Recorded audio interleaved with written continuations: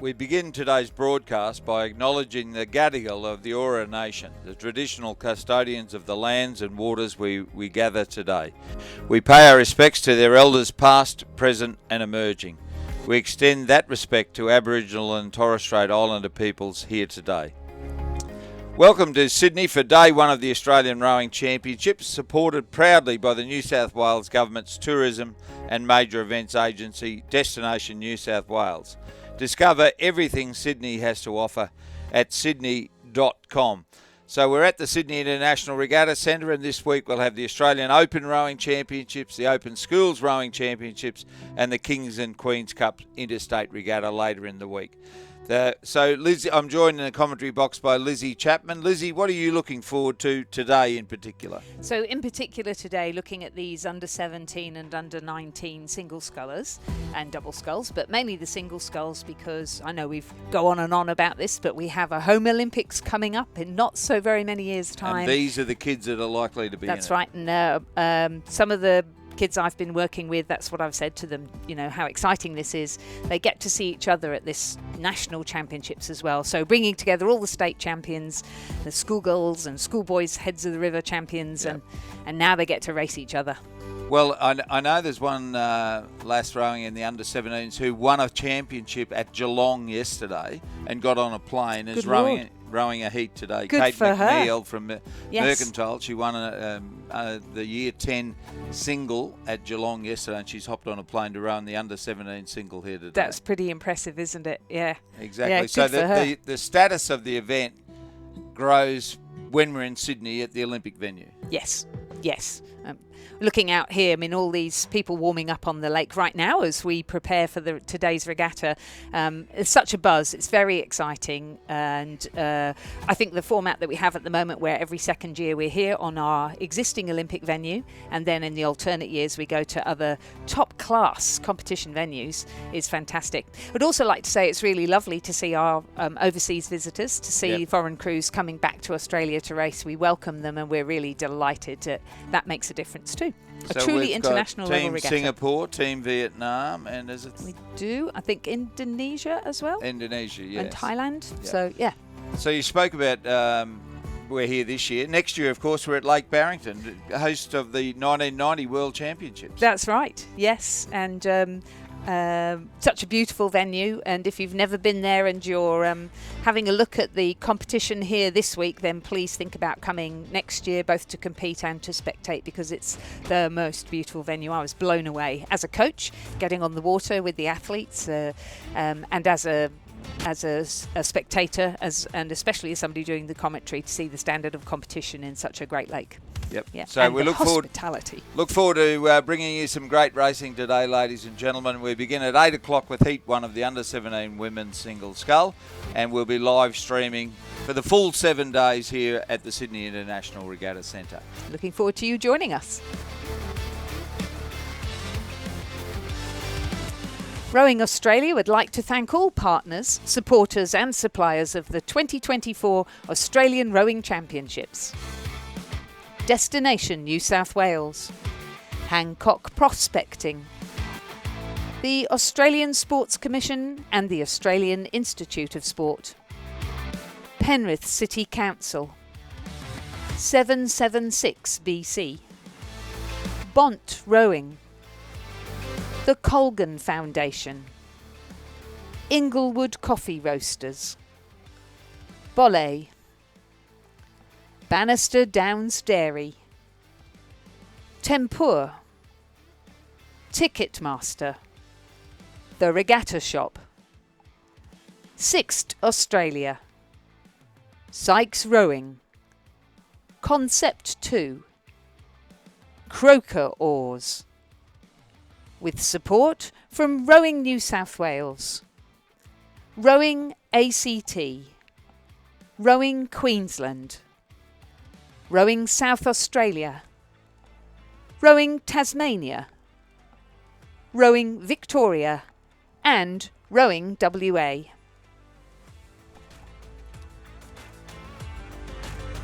Welcome to Sydney. Upbeat, downbeat. Feel its heartbeat.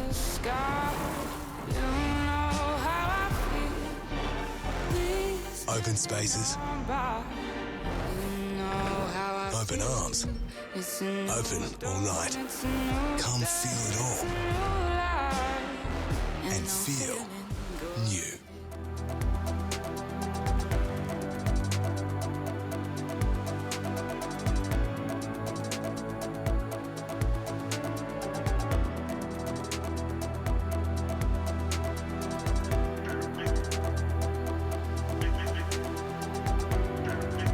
So, as is our normal practice here on every morning, we interview a prominent member of the rowing community. And this morning we're joined by Jason Lane. Good morning, Jason.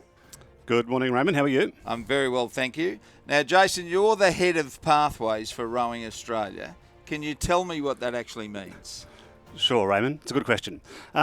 So basically I look after or oversee all the state programs. Yep. So that includes the clubs and institutes of sport, but probably importantly looking after all our underage teams. So the under 19, under 23, under 21 teams, plus this year we've got an Australia A team and also a World University Championships team. So quite a few national teams that select and look after as well. So you're doing that, and John Bowes looks after the American stuff. So you work hand in glove with Bowesy? I do indeed, yes. So Bowesy is the transition manager, so looks after the US athletes and keeps tabs on what they're up to. But I'll actually go over to the US in June and select our national crews from the US with our US-based athletes. So in my time managing the senior A team, at one stage we weren't really overly keen on the US-based athletes, but I understand there's more than 160 of them. Yeah, I don't know the exact number, but there's certainly well over 100 athletes spread across colleges in the US. So there is a large number of athletes that we do try and tap into for sure. And we'll run a selection process for them for the under 23 men's and women's eights? Yes, that's correct. Plan to get an 8 out of the US for both men and women, and that'll be in Princeton in June this year. Okay. Now the under 19s and under 23s are going to St Catharines in Canada? Yep, correct. So Olympic year we have a combined World Championships. So it's the under 19, under 23 plus non-Olympic Worlds in St Catharines in August, which is exciting to be out of Europe for a change. Yeah, the Europeans won't like it. They don't like travelling. And the University Championships? They're in Rotterdam in June, I think. So Okay. That's the University Champs, yeah. And the under 21s, we've been racing against New Zealand in recent times. I understand that's losing a bit of impetus. Is that right or not? Look, it's something we're certainly looking at what we can do in the future.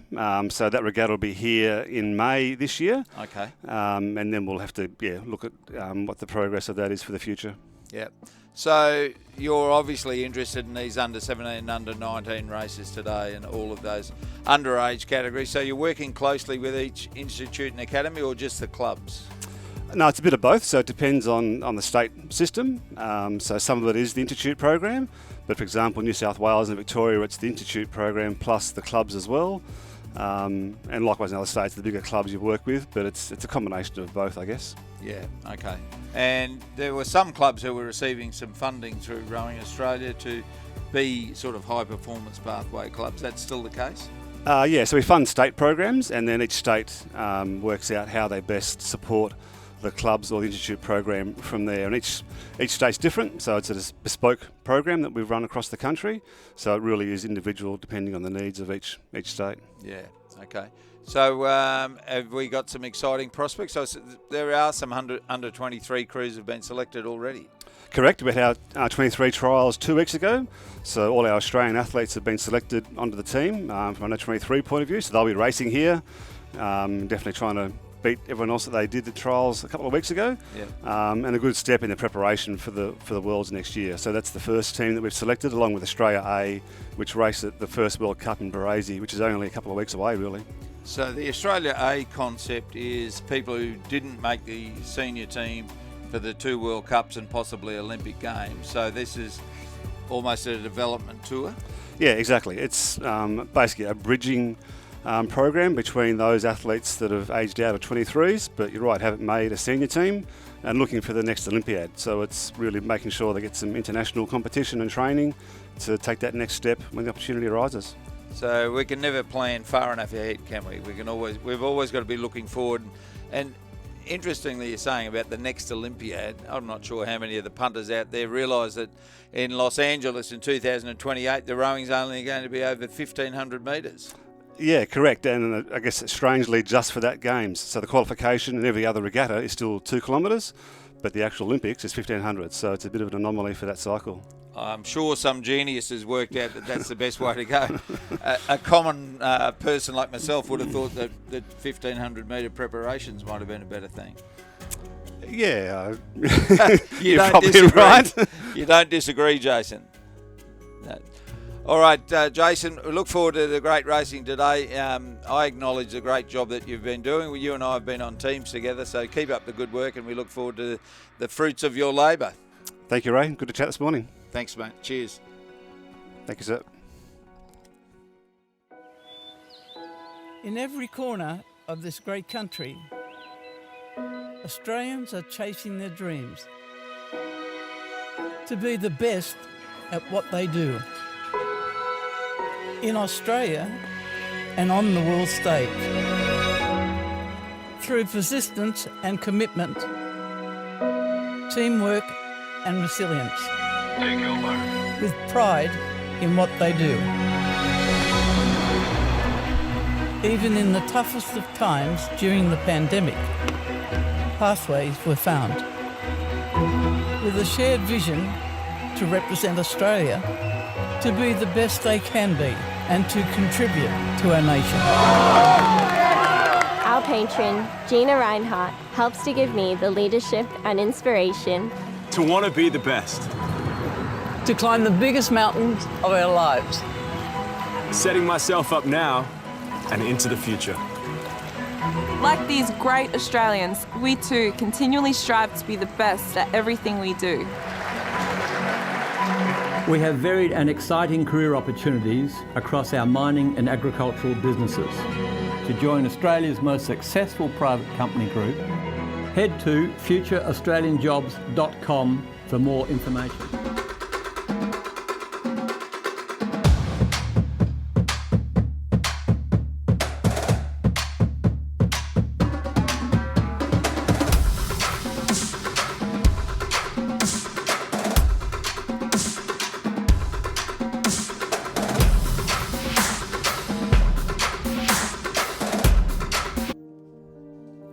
Rowing Australia would like to thank all event volunteers who have generously provided their time to become one of the volunteer team. Your dedication and commitment ensures that we can provide a successful and enjoyable event for all. When you're around the regatta this week, be sure to thank our great volunteers and our volunteer boat race officials for all of their support they're giving us and you this week. The Australian Sports Commission is the principal sponsor and partner of Rowing Australia. The ASC provides Rowing Australia with funding to ensure they have the capacity to create a sustainable sport through best practice governance and administration, intellectual property ownership, athlete management and support structures, and general accountabilities. Importantly, the winning partnership highlights the commitment to ensuring Australian athletes excel in the international sporting arena and increasing Australians' participation in rowing.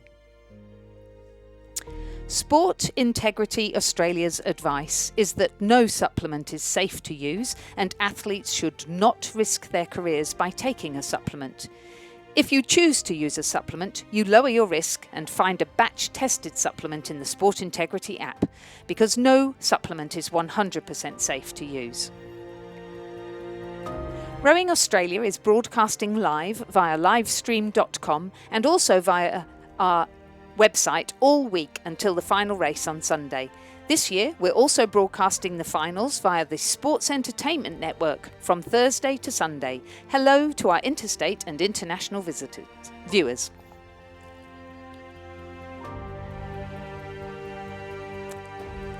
Here at the Australian Rowing Championships, in the event of an emergency or evacuation, please follow the direction of event and venue staff.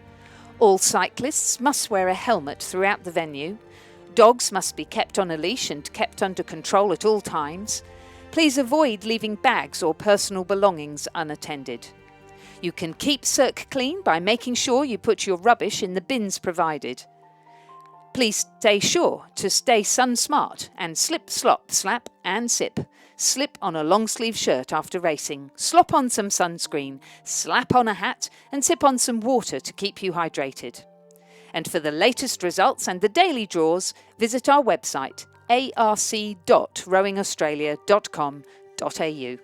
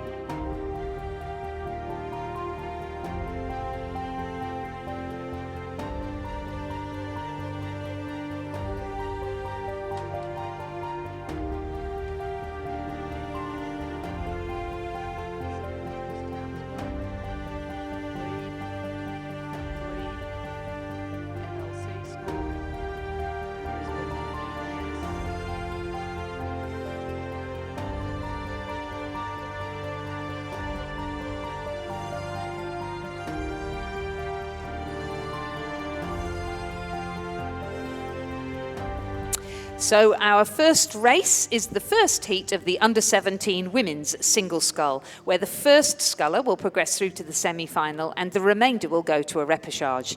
In lane 1, on the far side of the screen, is the St Patrick's Townsville sculler from Queensland, Iluka Hammond, coached by Harrison Parks. In lane 2, from Glebe Rowing Club of Sydney, Giselle Dueza, coached by Nick Galea. In lane 3 from Glebe Rowing Club, Chloe Hitchens, coached by Milan Parker and Natalia Dua. In lane 4 from MLC School, Eve Parker. In lane 5 from Brisbane and GPS, Willa Dunbar, coached by Maddie Pakila and Nigel Stubbs.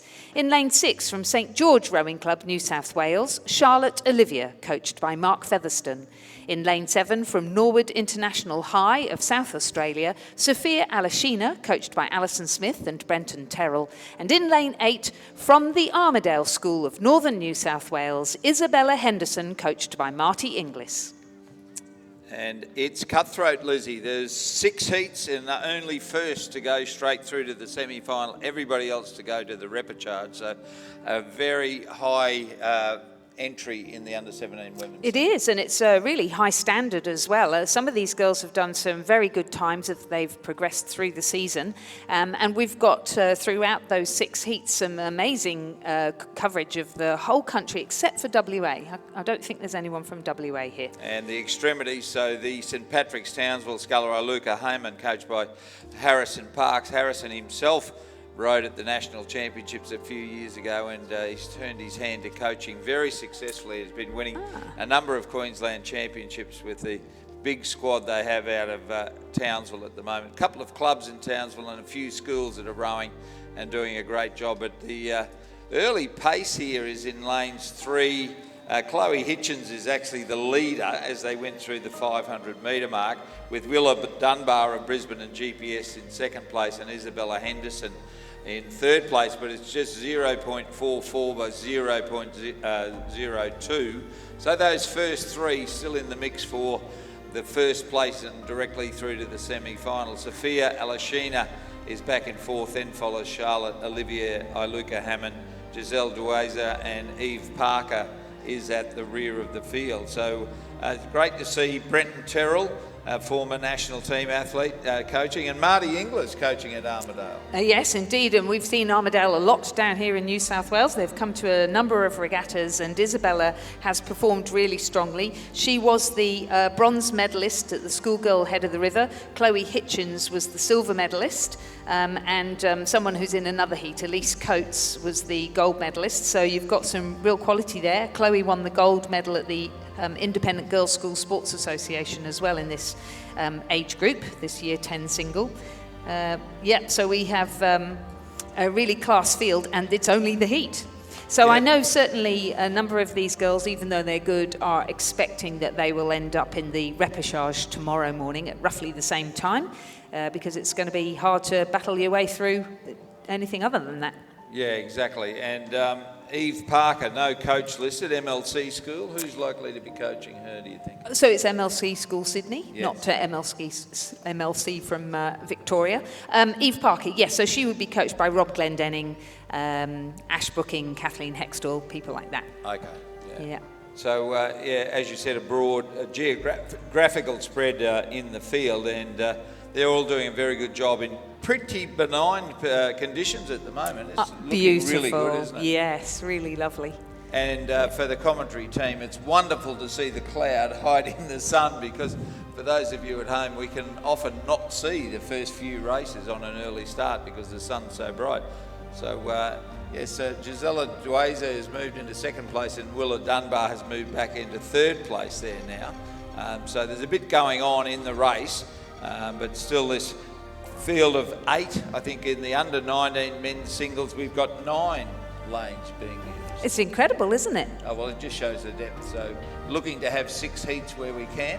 Yes, right. And I think there's fields where there's only 6 in it, but there's fields with 7, 8 and 9 in each heat, 6 heats, so it just shows the numbers of athletes. I think we've got more than 200 athletes more this year than we had last year in Western Australia. My understanding is it's a record entry across the regatta, yes, Yeah. so, which is fantastic, but certainly in this young age group, it's huge. Yeah, it's doing very, very well. And of course, in the early rounds like this, Lizzie, it's a random draw. So Yes, it is. So tomorrow in the repechages, whoever's finished second in this heat will have a middle lane, unless the weather turns bad, of course. Yeah. That's right, yes. So again, for those at home, you always need to maximise your result in rowing, because the better placed you are in the rounds, the better lane you draw, in so much as you would be in the centre lane, so that you've got the look back at the rest of the field. But if, God forbid, we have to use the preferred lane draw because of adverse weather conditions, you get the best draw then, don't you? It's all about maximising your result. And currently maximising that result, it looks like the Armidale School sculler on this side of the course is going very nicely. Yes, indeed. So, as I mentioned before, a medalist. She's definitely been rehearsing and practicing. She's been on this course a number of times now. Her coach, former Australian representative Marty Inglis, known to many, and great to see him down here in Sydney fairly often now, really giving these girls and boys, because it's co-ed school, the experience of coming down to a full international course. And they also I think have been on the river for a couple of times as well, and of course the Nepean River here is beautiful. Yeah, and do I recall correctly, Marty won the under-19 single. Oh, well, there you go. Didn't know that. Think, He definitely rode under 23, didn't he? Yeah, right. We'll have to ask him later. Yeah. My Question mind's for going. over a beer. But it is Isabella Henderson of the Armidale School who's moved out now, almost a length clear of Chloe Hitchens and Willa Dunbar, then back to Sophia Alashina, Iluka Hammond, Giselle Duaza and Eve Parker. So she's looking very comfortable. The only threat is Chloe Hitchens, who's in second place, and Chloe is in lane 3. Glebe on the way back up again. Oh, most certainly. Under their captain Nick Galea and the army of people that they have there coaching, helping. It's a great atmosphere and they're good across different sections. But the work that they're doing with the juniors, Nick is one of the coaches, another coach, Milan Parker. So Milan is actually coaching Chloe, and Nick is coaching Giselle in this particular race, but they do an outstanding job, yes. And they have very good boys as well. So we'll see them in the under-17 singles and the under-19s. And it's not that many years ago that Glebe was almost dormant. Yes, 100%. They've really rebuilt, yes. So that's great news. I love to see it when clubs that have got a long, rich history are back and firing again. But certainly our leader, the Armidale School in the stripes there, Noel Donaldson would be excited if he saw those colours. No, they're not Geelong's colours, but they're like it. Then across to Chloe Hitchens in second place. And the very prominent green high-vis cap here on our leader, Isabella Henderson, coached by Martin Inglis, and she's going to win the first race of a very big 588 race program over the next 7 days. The Armidale School in lane 8 will be first. Second, I reckon, will be Chloe Hitchens of Glebe over in station 3. And third then will be the St George Sculler, Charlotte Olivier, coached by Mark Featherston. Fourth will be Brisbane and GPS. Then fifth will be Norwood International High, Sophia Alashina. And then some margin back to the remainder of the field in 6th, 7th and 8th position. 6th will be St Patrick's College of Townsville. 7th, I reckon, will be the MLC School, and 8th will be Glebe Giselle Dueza.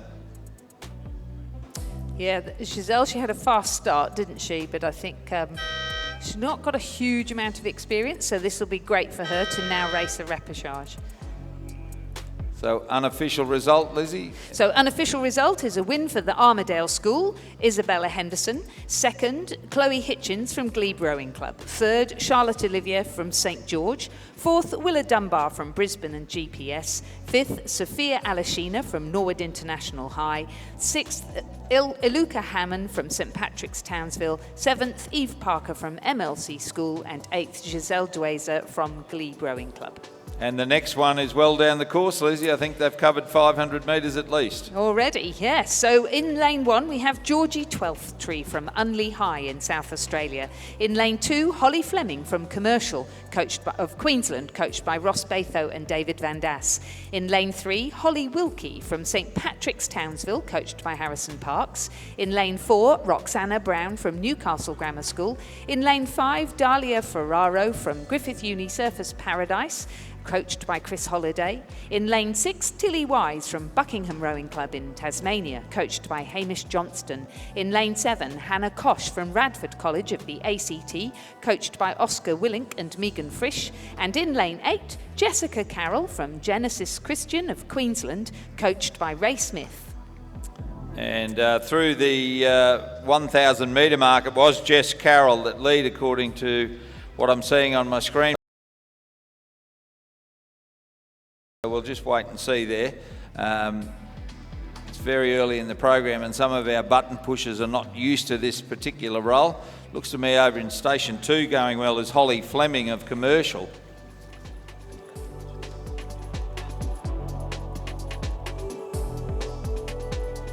So it is Commercial on the far side there. Holly Fleming in station 2 is going very strongly indeed. So Holly Fleming, I was interested in this. The under-17s at the state championships got cancelled, the final. So we don't actually have a state champion in this age group from Queensland, but she did win one of the semi-finals. Okay. Holly Fleming. Yep. So we would expect her to be one of the stronger performers. Yeah, but David Van Das and Ross Bartho are doing a good job at Commercial Rowing Club. They're again a club that's on the rise again. Only 5 or 6 years ago, they were very much a Masters-centric club, but some great work going on and bringing a lot of youngsters through. I'd say that the Genesis Christian Sculler may have been prominent early, but may have had a mishap because she seems to be tailed off from what I can see. Yeah. So certainly our leader, though, is Holly Fleming. in Station 2. She's well clear there, and the umpires launch in behind her, but making sure that they're not washing off the rest of the competitors. Probably headed over on this side by Hannah Kosh of 3 St Patrick's Townsville, Holly Wilkie, and Georgie Twelfthtree of Unley High on the far side of the course is in the mix as well, but only one to go through, and at the moment Holly Fleming has a 9.51 second lead in this Heat 2 of the under-17 women's single scull. That's pretty good. And then Georgie Twelfthtree has come through into second position by the looks of things, and she is the under-17 state champion for South Australia. So she'll be wanting to get in straight through to that semi-final if she can. Looks to me as though she's, even though she herself has got a good 9 seconds lead over the next girl, she's that's three or four lengths to make up, and that's a lot given that she's coming into the last 250 metres. Yep, but again, as we said, maximise your result, get a better lane in the next round, which will be the repecharges at about this time tomorrow. But Holly Fleming is highballing out in front there. She's rowing nicely. She's got the look back at the rest of the field. As you said, Georgie Twelfthtree, she's not giving up on it. She almost impossible to finish as high up the ladder as she can and as close to the winner as she can. She's really flying in the dying stages there, albeit with to Chloe Hitchens when she was coming second in the previous heat, where she was basically just paddling over, making sure she was in second, but conserving her energy. Yep. It's a lot. I mean, to get through to the final 4 races like this, pretty much the same time of day for the next 4 days. And they're probably rowing under-17 doubles and quads as well, so they'll have a busy week. They'll be exhausted by the end of the week, that's for sure. But all the way win for Holly Fleming. We think it's all the way for Holly Fleming, and she had a commanding lead, but it came to under 4 seconds at the end. Georgie Twelfthtree cut it back to 3.96. Holly Wilkie has finished in 3rd place from St Patrick's College in Townsville. Good race going on here, though. Yeah, for 4th and 5th. Roxana Brown of Newcastle will be 4th. 5th will be Griffith Uni Surface Paradise, Dahlia Ferraro. And then lane 7 will be 6th. Buckingham Rowing Club will be 7th, and 8th will be Genesis Christian College, Jessica Carroll.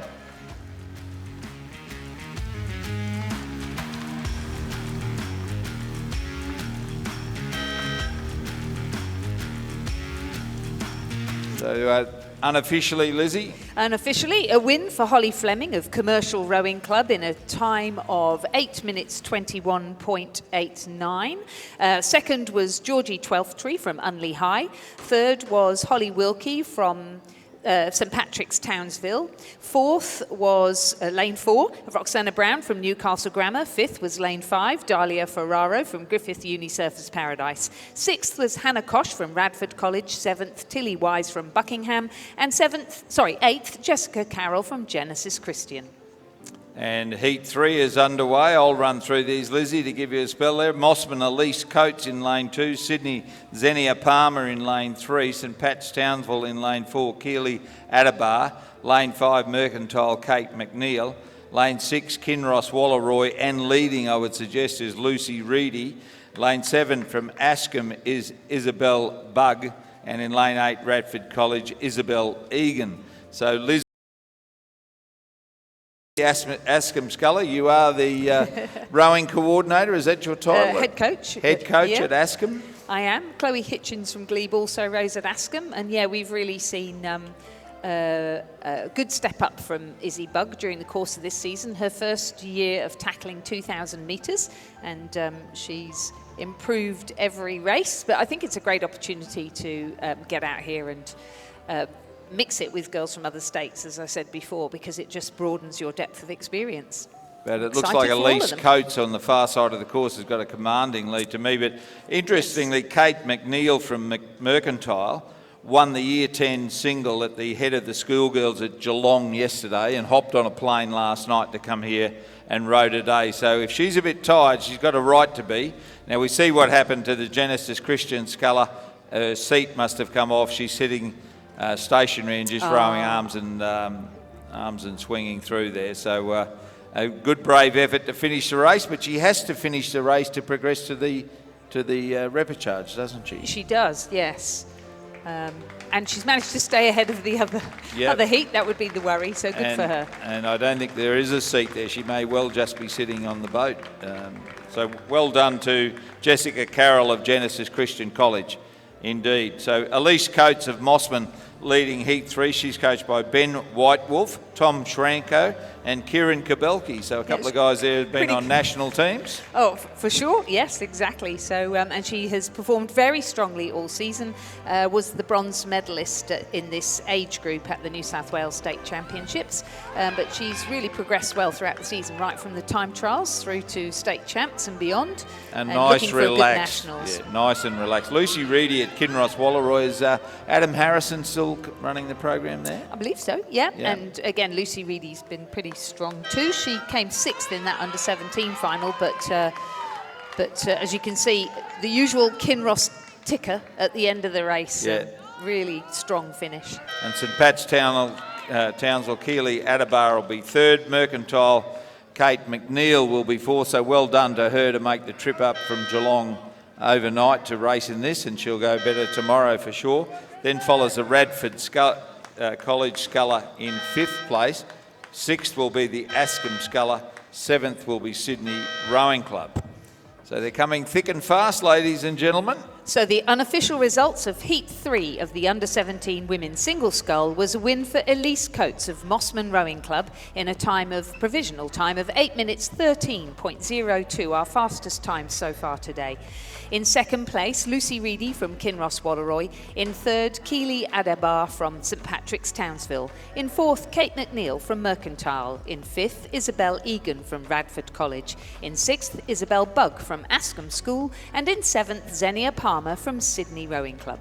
And Heat 4 is well down the course. In lane 2 is Leichhardt Sabrina Coxar. In lane 3 is Newcastle Grammar Annabelle Mackenzie. In lane 4, Loretto Normanhurst from New South Wales. All those first 3 scullers from New South Wales. Patricia Boland, she's coached by Thomas Parker and Lily Gavin. In lane 5, Trinity Lutheran College from the Gold Coast, Sophie Clifford. Lane 6, Radford College from the ACT, Gigi Hickey. Lane 7, St Patrick's Townsville, Emily Edison. And lane 8, Commercial, Sienna Becker. So a big contingent from Townsville.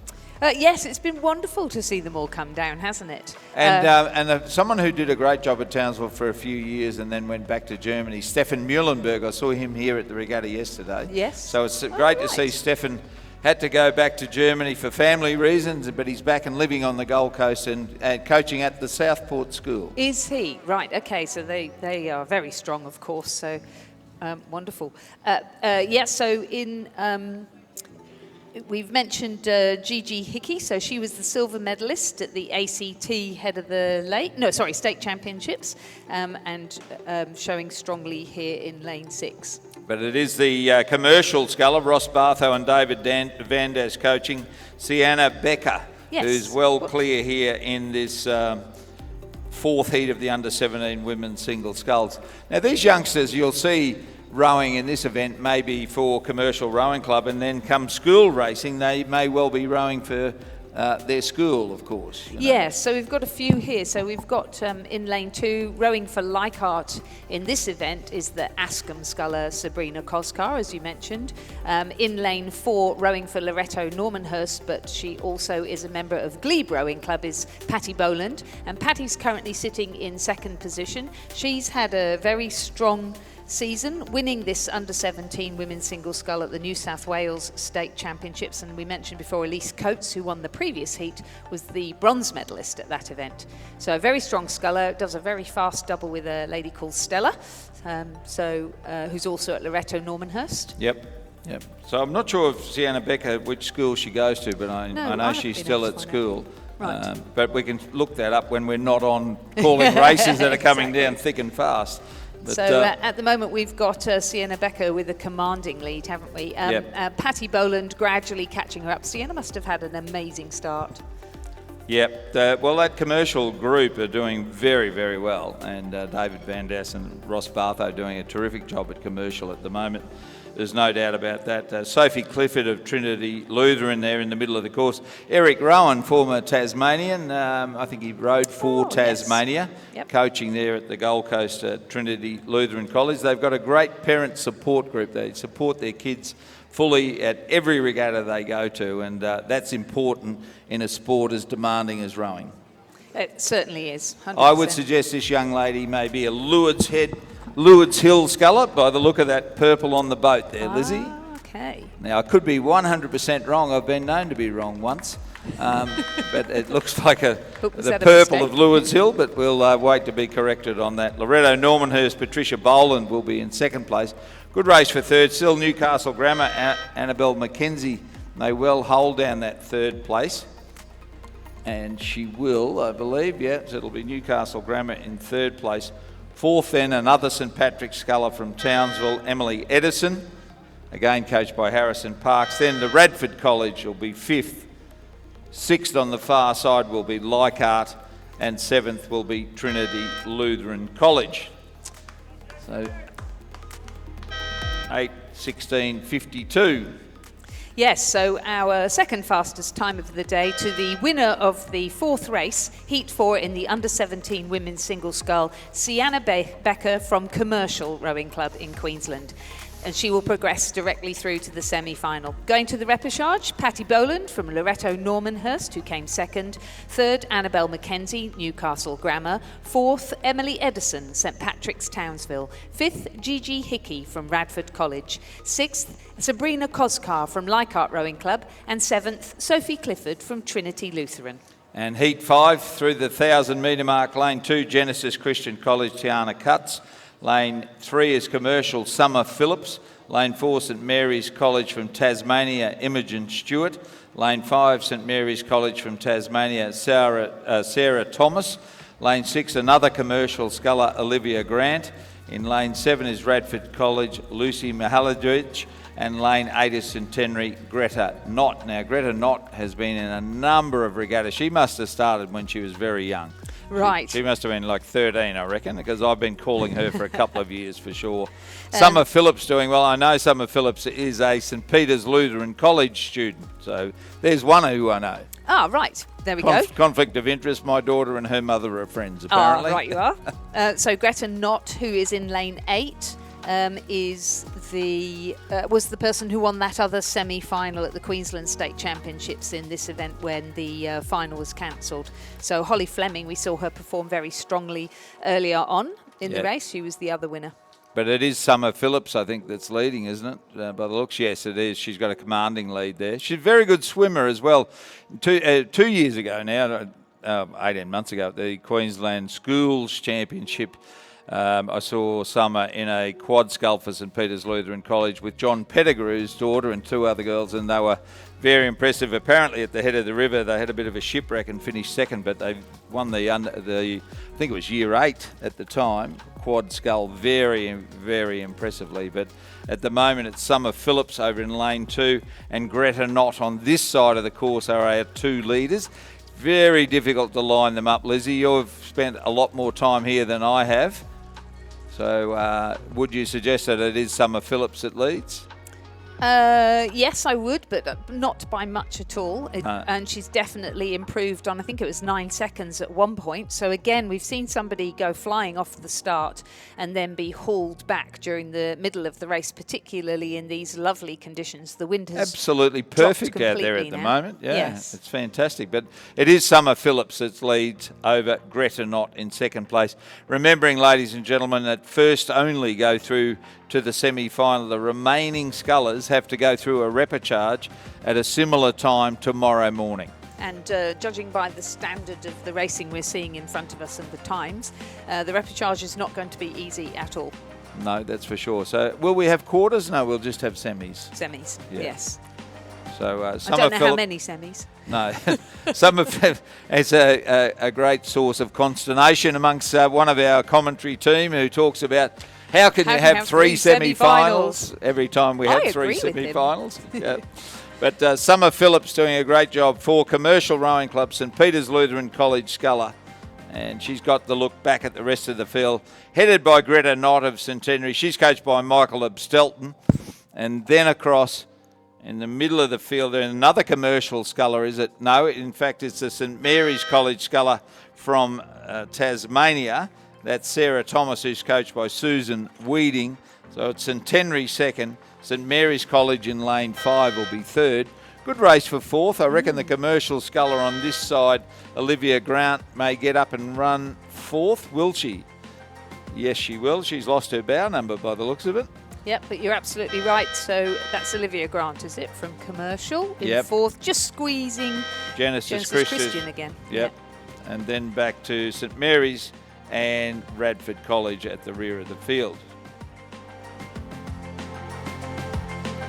So confirming the results of our fifth heat of the women's under 17 single scull, a win for Commercial Rowing Club Summer Phillips in a time of 8 minutes 26.56. She'll go through to the semi-final. Second, Greta Knott from Centenary. Third, Sarah Thomas from St Mary's College. Fourth, Olivia Grant from Commercial. Fifth, Tiana Cutts from Genesis Christian. Sixth, Imogen Stewart from St Mary's College. And seventh, Lucy Mihaljevic from Radford College. We now move to the sixth and final heat of the under-17 women's single scull. In lane 2, representing Mossman Rowing Club, Eloise Stevens. In lane 3, representing St Aidan's from Queensland, the Anglican Girls' School, Bethany Peaty. In lane 4 from Mersey Rowing Club, Matilda Spalding. In lane 5 from Canberra Rowing Club, Talia Turnbull. In lane 6, representing St Patrick's College, Townsville, Georgia Cresswell. In lane 7 from Hunter Valley Grammar School, Erin O'Kane. And in lane 8 from St Patrick's College, Townsville, Matilda Schroeder. And it is Talia Turnbull of the ACT who leads Canberra Rowing Club. Very disappointing. All of you coaches who don't put your names on the entries, I wish you would, because we certainly like to acknowledge the work that you do, and the sport wouldn't continue if we didn't have all of these volunteer coaches. So if someone can tell us who coaches Talia Turnbull, that would be greatly appreciated. Whoever it is, they're doing a good job because she's well clear and got the look back at the rest of the field. Probably headed by Mossman's Eloise Stevens, again coached by Ben Whitewolf, Tommy Schramko and Kieran Kabelke. Yep, great coaching team there. Talia Turnbull, she was the winner of the ACT State Championships in this event, and she was the silver medalist behind Patty Boland, who we saw in the previous heat, and Elise Coates, who won the first one. So she was the silver medalist in New South Wales, so she certainly has form. Yeah. The Queensland final that you spoke about, it wasn't wind, it was heat. It was very hot. Yes. And the policy is different for senior A athletes to underage Same athletes. here. And appropriately so, of course. Yeah, 100%. And it has been very hot from time to time here. Don't think we're going to have that this week. No, it doesn't look like it. So Eloise Stevens is clearly in second place. Then Bethany Peaty in third place. She's from St Aidan's in Brisbane, St Aidan's Anglican Girls' School. Ashley Dighton and Jordana Wareham coaching Bethany Peaty. St Aidan's don't participate in the Brisbane Schoolgirl Rowing Association events anymore, but they do participate in club races and at state championships with an aim to coming here to the national championships. They obviously can participate in the Queensland Schools Championship Regatta, which is to be held in Rockhampton this year. Which is excellent, given how many Townsville scullers you've got. It's a bit closer for them, isn't it? That's right. It's a nice central location for the South East Queensland schools and for the North Queensland schools. But at the moment, it's the capital of the nation that leads here. Canberra Rowing Club, Talia Turnbull. Very impressive indeed. Got the beat well and truly down. Nice long strokes there, Lizzie. And nice, deliberate, long finish. And she's only on about 26 strokes to the minute and got the look back at the rest of the field. Over Mossman's Eloise Stevens in second place. Great to see Tom Schramko coaching. Yes, it is lovely to see him around. He was an outstanding young athlete and then suffered some illness and is now coaching at Mossman. So well done to you, Tom Schramko. Coaching with Kieran Kabelke, who, same thing really, was Olympic level. Yep, and, he was. And he is doing a lot of work there with the Northern Beaches Secondary College, which has several campuses. Yep. So a good pool of athletes to choose from. So Talia Turnbull will be first, Mossman Eloise Stevens will be second, third will be the St Aidan sculler, Bethany Peaty. And then a good race for 4th and 5th between Matilda Spalding of Mersey and Georgia Cresswell of and I think it'll be Cresswell that'll get up and finish 4th. Mersey Rowing Club, Matilda Spalding, Dave Tippett and Merv Tippett. What a great combination they've been for so many years. Oh, good race. Yeah, but it will be Cresswell of St Pat's will be 4th. Mersey will be 5th. She's coming home strongly, the Mersey sculler. Then Hunter Valley Grammar School, we've got Erin O'Kane. She'll be 6th, and St Pat's Townsville, Matilda Schroeder will be 7th, Lizzie, unofficially. Unofficially, a time of 8 minutes 29.34 for our winner of the final heat in the under-17 women's single scull, Talia Turnbull from Canberra Rowing Club. Second, Eloise Stevens from Mossman Rowing Club. Third, Bethany Peaty from St Aidan's Anglican Girls' School. Fourth, Georgia Cresswell from St Patrick's College, Townsville. Fifth, Matilda Spalding from Mersey Rowing Club. Sixth, Erin O'Kane from Hunter Valley Grammar School. And seventh, Matilda Schroeder from St Patrick's College, Townsville. Those scullers will progress through to the repechage same time tomorrow. And the first of 6 heats in the under-17 men's single scull is underway. The same progression, first only through to the semi-final, the remainder to the repechage. Lane 1, Pembroke School, Sebastian Willis Hell. In Lane 2, Nudgee College, Jacob Brown. In Lane 3, Corio Bay, Ty Bailey. Lane 4, Brisbane Grammar School, Ezekiel Hutton.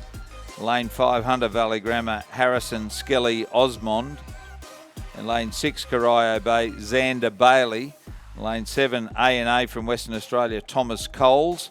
And Lane 8, St Ignatius College from Sydney, George Field. So have you got any form here for us, Lizzie? It looks like the Iggy sculler, George Field, is our leader. He's coached by Matthew Curtin and Dan Noonan. He is indeed, and they've had a great year, but I've got to say I couldn't find much on him, so he must be... he must have been in cruise, I guess, and not really a single sculler. Well, we'll look for Grandstand Dan when we go out of the commentary box, and right, he can give us some rundown on his form. But I recall calling exactly that when he stroked the King's Cup 8 here a few years back, Grandstand Dan Noonan, before he retired as an Olympic medalist. And the boy from Warren doing well. He can't get much further away from a rowing club than Warren, but Dan, an Olympic medalist and coaching, the head coach at St Ignatius College in Sydney. And his charge here, George Field, well and truly in command of this first of 6 heats of the under-17 men's single scull. In second place is Corio Bay, Xander Bailey, coached by the evergreen Jeff Watt. So great to see Jeff still coaching, and Ian Bridgeland is assisting Jeff with coaching the Corio Bay scullers. And the other Corio Bay sculler, Ty Bailey, is in third place. And right with him is the Nudgee College sculler, Jacob Brown. Again, I'm not sure who's coaching this Nudgee College sculler. I did see Sean Carolyn at the Nudgee boats yesterday afternoon, so may well be one of Sean's charges. But an all-the-way win coming up here for George Field, barring mishap, with 15 or 16 strokes left to go. And he's got the rake down as well and got the look back at the rest of the field. Sculling nicely, Lizzie. As you would expect. Yeah. They certainly do their mileage, these guys. You know, under the tutelage of Matt Curtin, who was also an excellent sculler, it's really not surprising. Goodness me, he's making that look so very easy. So he'll have a day off tomorrow. Back to school for you, sir. And and the rest of them will have to go through to the repechage. So Corio Bay, Xander Bailey second. Corio Bay, Ty Bailey is in third. Fourth is Nudgee Jacob Brown.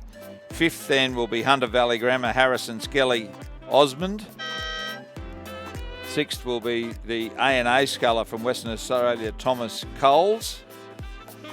Then across to Pembroke School from South Australia, Sebastian Willis Hell. And eighth will be the Brisbane Grammar sculler, Ezekiel Hutton. I saw his coach, Phil Morgan, in the grandstand yesterday. So unofficially, Lizzie, or is that too unofficial soon? time of 7 minutes 40 for our first heat of the under-17 men's single scull, and a win for George Field of St Ignatius College Riverview of New South Wales. Second, Xander Bailey from Corio Bay. Third, Ty Bailey from Corio Bay. Fourth, Jacob Brown from Nudgee College. Fifth, the Hunter Valley Grammar School sculler Harrison Skelly Osmond. Sixth, Thomas Coles from ANA in WA. Seventh, Sebastian Willis Hell from Pembroke School in South Australia. And the second heat of our under-17 men's single scull is now in progress, with Lockie Tyndall of the King's School Parramatta in lane 1, coached by Harrison Randell and Julian Huxley. In lane 2, Liam Mackay from Ryan Catholic College in Queensland, coached by Erin McGuffey. In lane 3, Harrison Howard from the Southport School in Queensland. In lane 4, Callum Wigston from Buckingham Rowing Club of Tasmania, coached by Hamish Johnston, as is his colleague Beau Furlong in lane 5. In lane 6, Oliver Kent from Brisbane Grammar School in Queensland, coached by Philip Morgan and Amelia Connolly. In lane 7, Kai Lees from Trinity Lutheran College in Queensland, coached by Sam Duncan and Eric Rowan. And in lane 8, from ANA of the West Australia Rowing Club, Banjo Morris Luck, coached by Graham Scattergood and Alicia Johnston. Graham Scattergood has been coaching there for about 1,000 years. He's doing a fantastic job. He coached in Tasmania before that, but has been in ANA for some time now, but very much a Tasmanian originally. So this is one of our closer races, Lizzie, here. There's no doubt about that. Erin McGuffey doing a great job. Speaking of Tasmanians, related to Pat McGuffey, the late Rowing Australia boat race official from Tasmania. Oh, right, yes. But Erin at Ryan Catholic College in Townsville and doing a very good job. I saw her yesterday when I arrived. In the lead at the moment is Callum Wigston of Buckingham Rowing Club, and he was the state champion of Tasmania in the under-17 men's single.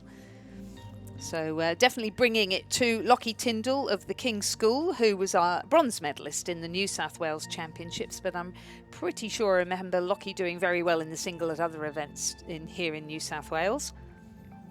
But it's looking as though that gap is closing up a bit now that they've got halfway through.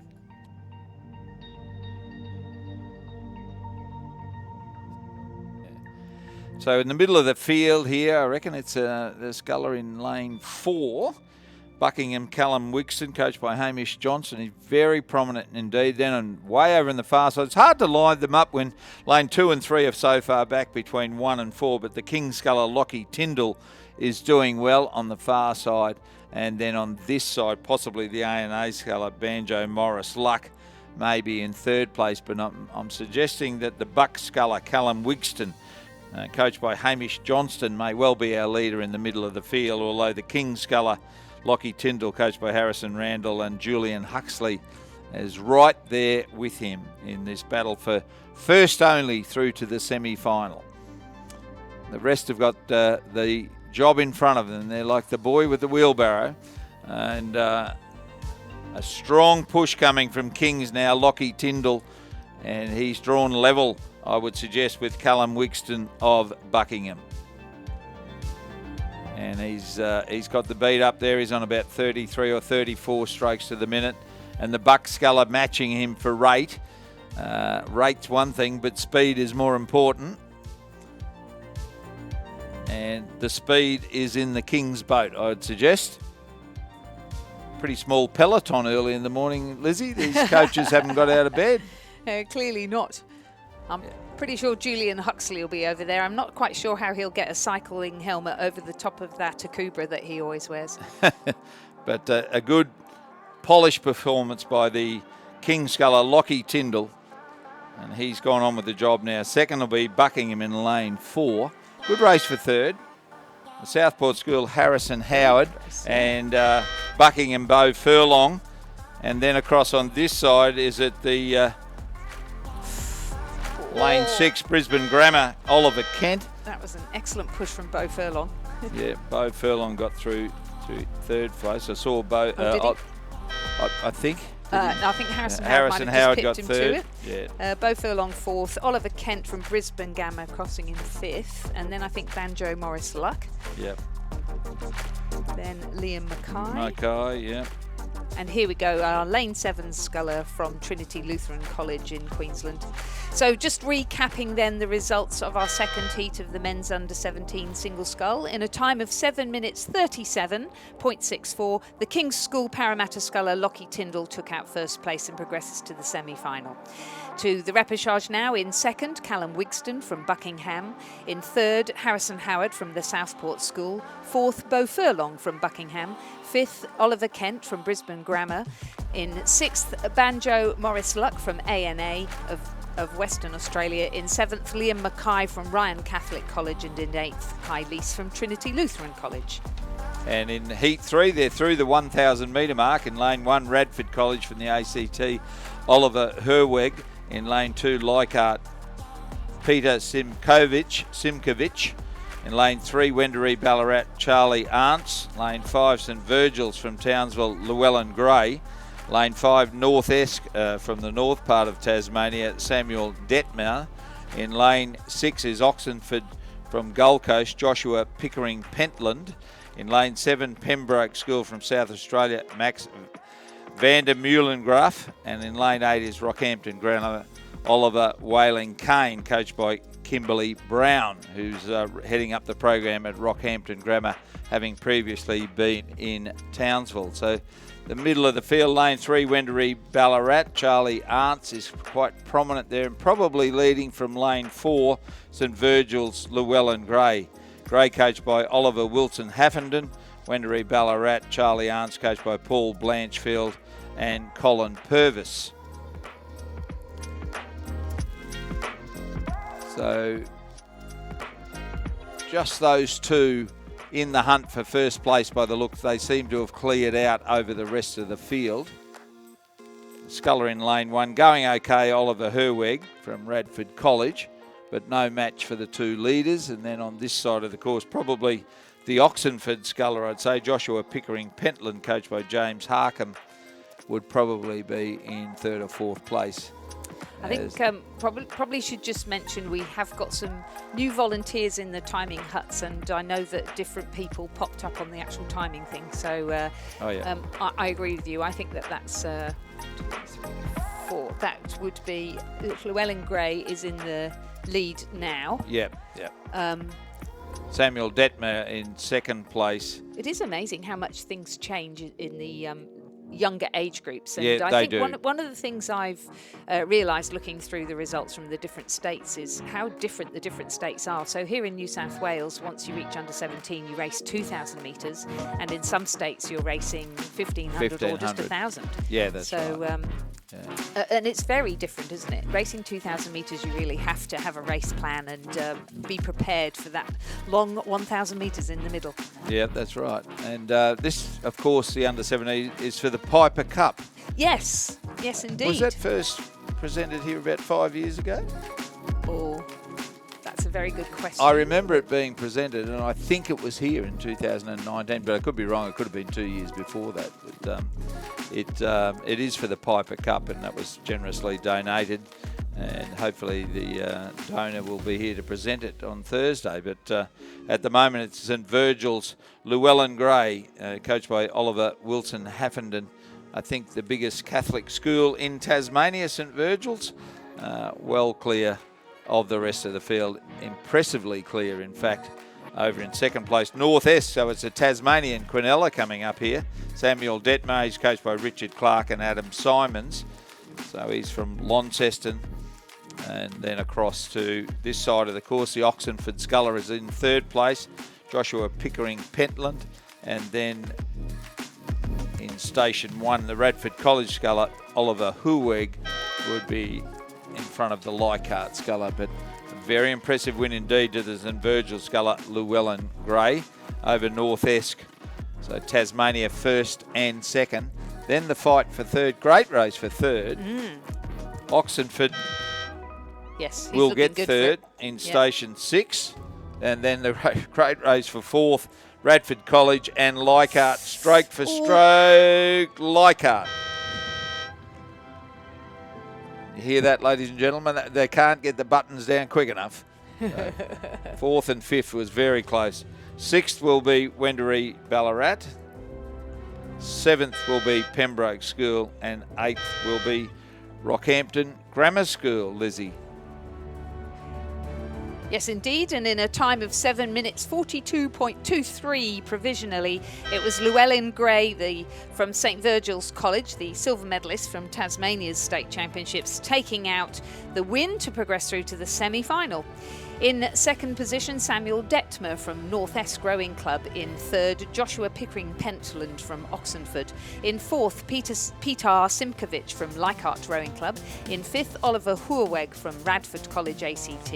In sixth, it was Charlie Arntz from Wendouree Ballarat. In seventh, Max de Moulengraaf from Pembroke School, South Australia. And in eighth, Oliver Whaling Kane from Rockhampton Grammar. They will all progress through to the repechage tomorrow. Our fourth heat in the under-17 men's single scull has just started. In lane 2, we have Ryan Hendry from Rockhampton Grammar, who is coached by Kimberly Brown. In lane 3, we have Charlie Knight from Radford College ACT, coached by Stuart Sampson and Gordon Marks. In lane 4, from the Nepean Rowing Club, Ezekiel Pratt, coached by Daniel Waddell. In lane 5, from Rockhampton Fitzroy Rowing Club, Tristan Vesey, coached by Kim Byrne and Matthew Thompson. In lane 6, from Radford College, Benjamin Beswick, coached by Stuart Sampson and Gordon Marks. In lane 7, from St Joseph's College, Nudgee, Oliver McEwen. And in lane 8, from Mersey Rowing Club, Lars Brown, coached, of course, by David Tippett and Merv Tippett. And this is I reckon it's the closest one we've had so far, Lizzie. And, if you're posting anything, ladies and gentlemen, from the regatta, make sure you I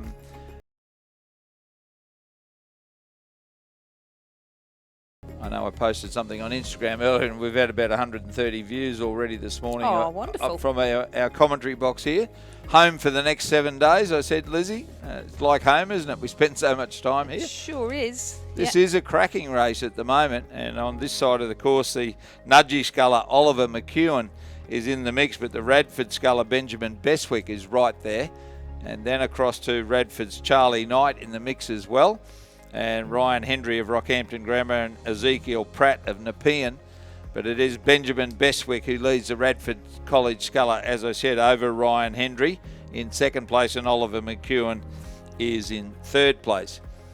I'm not sure about if these are the under-17 boys that were in the Nudgee first 8, but they had 3 Year 10 boys in their first 8 that finished third at the recent Head of the River. So that augurs well for the future of their first 8 at least. And completely different to, say, Ezekiel Pratt, who is in the middle there. He's had a really good season. He was the silver medalist at the New South Wales State Championships, but he is from a non-rowing school and rows at Nepean Rowing Club under Daniel Waddell in a junior program, and they definitely don't do 8s. So completely different experiences of rowing. Yeah, absolutely. And of course, we spoke earlier to Jason Lane about the number of youngsters who are at college in America. They don't row singles there either, do they? They just row 8s and ergos. Exactly right. Yep. So yes, certainly our closest fought contest of the morning. Oliver McEwen of Nudgee trying to peg back Benjamin Beswick of Radford College, where he's coached by Stuart Sampson and Gordon Marks. I saw Gordon from a distance yesterday, former Rowing Australia head coach for the para rowing program. At the moment, his charge, Beswick, is under threat from Oliver McEwen of Nudgee College. I hazard a guess that McEwen's got his bow in front now. Then across to Beswick, and probably in lane 3, Charlie Knight of Radford. As you were, Ezekiel Pratt of Nepean it would be, and then Charlie Knight of Radford, and then back to Ryan Hendry of Rockhampton Grammar on the far side of the course.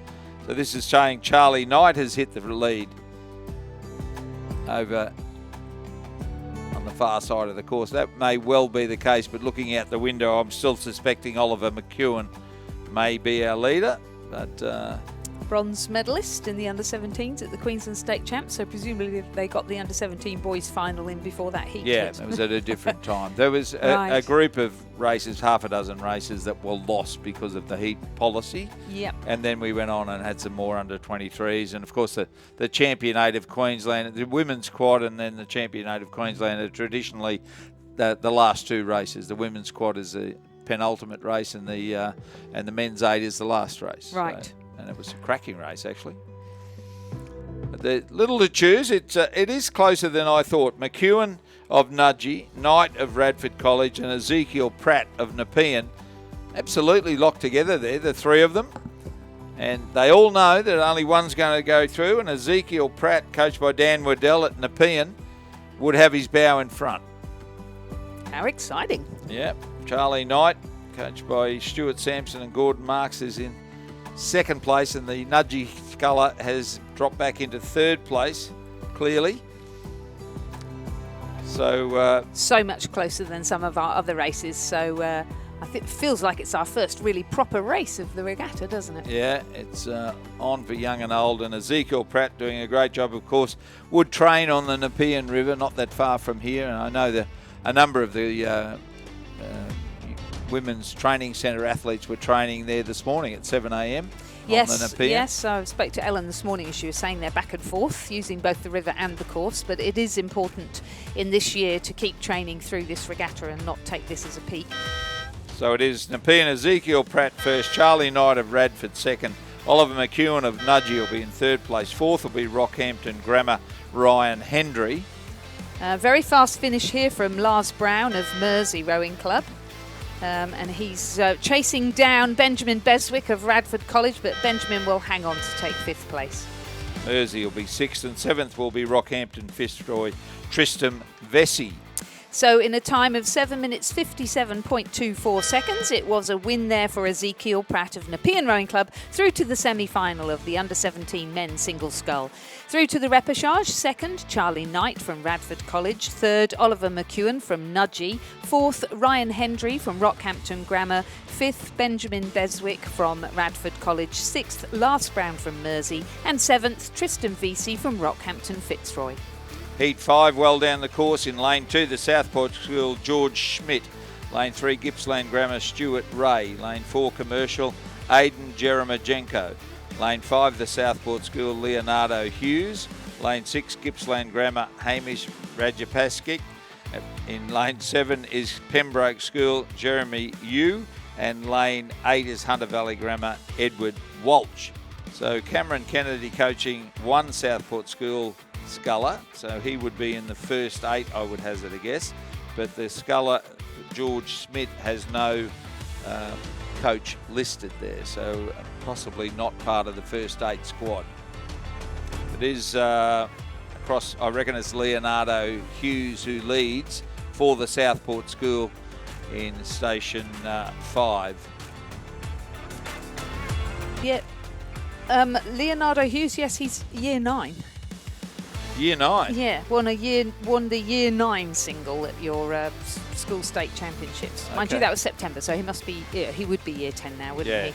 But yes, so we have got, I had noticed we've got some that are very young in the under-17 women's as well. So under-17 is the limit, not the only age group.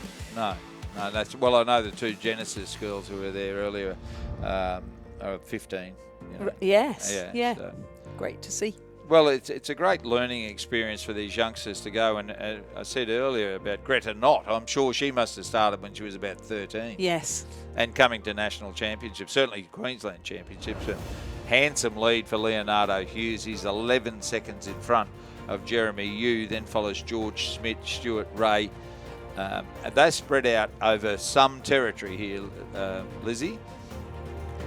George Smith, so you were mentioning him, so I couldn't find any records for him in a single scull, but he has definitely medalled in a year 10 double scull, and as you said, probably in a school quad or something elsewhere, so quite different for the school scullers coming into the single scull if they haven't done much racing in that but have excelled in quads. Yeah.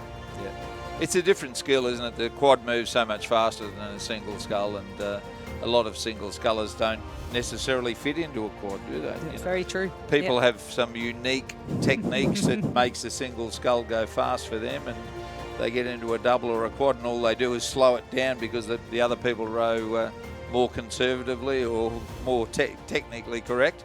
But this is a technically very good performance by Leonardo Hughes, coached by Cameron Kennedy, the first 8 coach at the Southport School. Coached the Head of the River Champions last weekend, or should I say the GPS Rowing Championships last weekend at Lake Wyaralong, and won impressively an undefeated season for the Southport School. That's amazing. Also won the Queensland Under-19 H Championship, and very polished performance indeed. Leonardo Hughes will be first. Second will be lane 7, Pembroke School from South Australia, Jeremy Yu. Or will it? Or will it? Yes, it will be. Yep. The Southport School, George Schmidt will be third. To 0.5 back from Jeremy Yu. Lizzie, I'll let you wrap that one up. I'm just going to check on our next group of commentators. So coming across the line now in 4th position, Stuart Ray from Gippsland Grammar. It will then be Himesh Rajapatsky, also from Gippsland Grammar, who'll be in 5th. A fast finish there for the Hunter Valley Grammar School sculler Edward Walsh to take out 6th, just ahead of Aidan Jeremijenko from Commercial Rowing Club. So recapping there, the win for Heat 5 of the Under-17 men's single scull went to Leonardo Hughes of the Southport School in a time of 7 minutes 54.2 seconds, and he will go directly to the semi-final. Second, Jeremy Yu from Pembroke School. Third, George Schmidt from the Southport School. Fourth, Stuart Ray from Gippsland Grammar. Fifth, Himesh Rajapaksay from Gippsland Grammar. 6th, Ed Walsh from Hunter Valley Grammar School. And 7th, Aidan Jeremijenko from Commercial. And the 6th and final heat is down the course in lane 2, St Virgil's, Alex Lamprey. Lane 3, Mossman, Floris Elias, like the great footballer. Lane 4, Brisbane Boys College, Frederick Brommel. Lane 5, Radford College, Lincoln Uren. Lane 6, Mossman, Leighton Showman. Lane 7, North-Esk, Jasper Twitchett. And Lane 8, Marist College, Harrison Braithwaite. So a bit of a mix around here as well, Lizzie. Tasmania and New South Wales.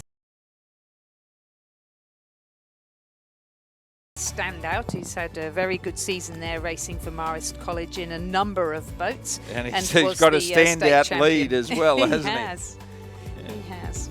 So Tom Hayes, Peter Benny and Mark Kwiatkowski coaching the Marist College sculler. There we go. And Mark Kwiatkowski is also coaching Talia Turnbull. We were asking earlier who was coaching her, and that's your answer. So obviously a great sculling coach there. Well, we've seen him, and in his own rowing, we've seen him a lot. But Harrison Braithwaite, coached by him, as well as Tom Hayes, doing a great job down there with Peter Benny at Marist College, Canberra. And Harrison looks like he's having no problem at all. Mark Kwiatkowski, originally from Victoria, if I recall correctly. Oh my goodness, really? Yeah, going back, last century probably. But yeah. So it's funny when you get old and you remember all of those things. I could ask Owen Nix, he's the oracle of all information. 100%. So currently sitting in 2nd position, across in lane 2, the St Virgil's College sculler from Tasmania, Alex Lamprey. And in 3rd, from New South Wales, Floris Elias from Mossman Rowing Club, coached by Tom Schramko and Kieran Kabelke, who we talked about earlier on today. Yep, and the Brisbane Boys College sculler there, Frederick Brommel, coached by Blaine Hesseltine. Blaine was coaching the 2nd 8, I think it was, or it might have been the Year 11 8 at Brisbane Boys College this year. Of course, the head coach, Zoltan Shepherd. Of course. He was ably supported by Caitlin Hawkins with their first 8, but didn't have the success that they'd had for the 3 previous years this year. But the program's strong with Zolly's there. Such a Henley as well. He did. And, but an all-the-way win for Harrison Braithwaite of Marist College from the ACT. 2nd, Alex Lamprey of St Virgil's on the far side of the course there. And then who's in third place? It looks like the Mossman Still Sculler. Floris Elias, yes, from Floris Mossman, Elias, you're coached right. by Tommy Shramko, and Kieran Kabelki finish in third place. We've got North Esker herring up here, Jasper Twitchett. Coached by Richard Clark and Adam Simons. And then across to, what colours are they? Radford College. As you were, it's Brisbane Boys College, I think. Lane 4, yes it is. Green, white, black. Frederick Brummel, yeah. In fifth place. Have we had one didn't start?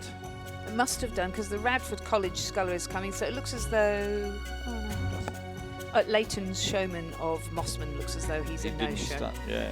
Yeah. So, 7:39 is the winning time there in our sixth and final heat of the under-17 men's single scull, and that was the time achieved by Harrison Braithwaite of Marist College, Canberra. He will progress through to the semi-final. In second position was Alex Lamprey of St Virgil's. In third, Floris Elias of Mossman Rowing Club. In fourth, Jasper Twitchett of North Esk. In fifth, Frederick Brummel of Brisbane Boys College. In sixth, just crossing the line now, Lincoln Uren of Radford College ACT. And that rounds out our sixth and final heat of the under-17 men's single scull.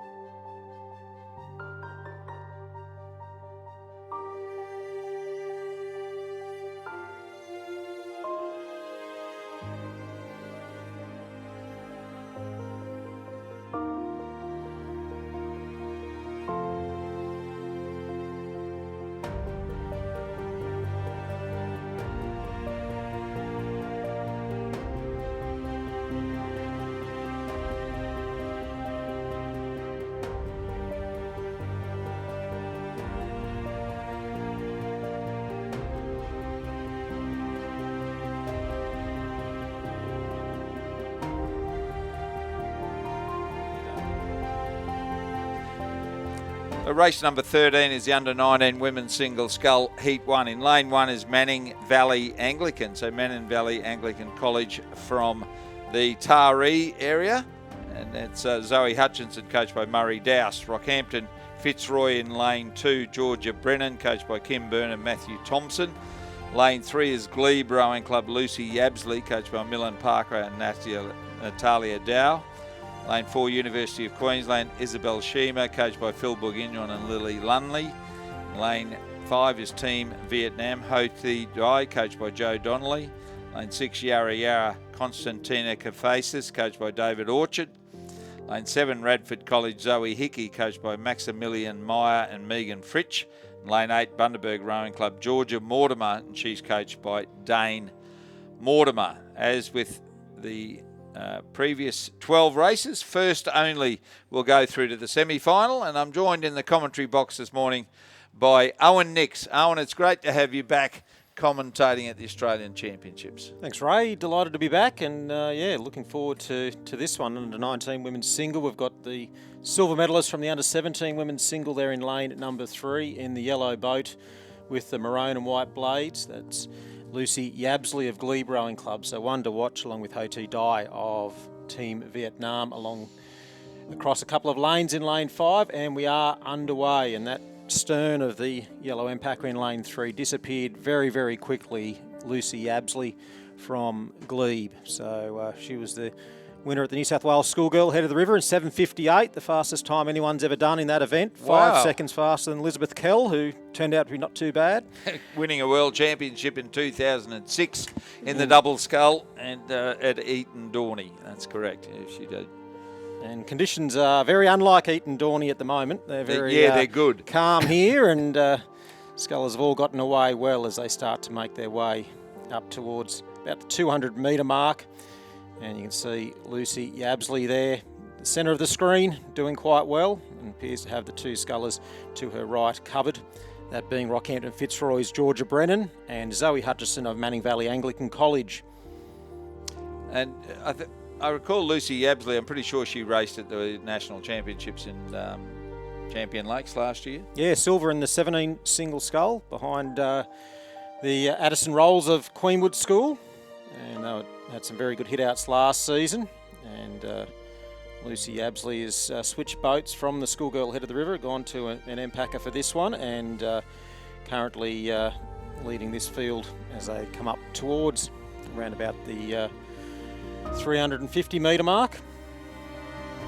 So with just the first going through to the semi-finals and getting a day off. She's at 32 strokes a minute and looking to ensure that she claims that all-important first spot and gets a day out of the boat for the under 19 women's single scull, I should say. Ho Thi Dai of Team Vietnam in the blue boat in second spot, and then we go to the sculler right along this side of the course from Bundaberg. That's Georgia Mortimer. So they're the top 3, followed by Yarra Yarra and Rockhampton Fitzroy, and then back to Radford College, Zoe Hickey, Zoe Hutchison of Manning Valley Anglican College, and looks like Isabel Shima from the University of Queensland in 8th position as they come through that 500 metre mark.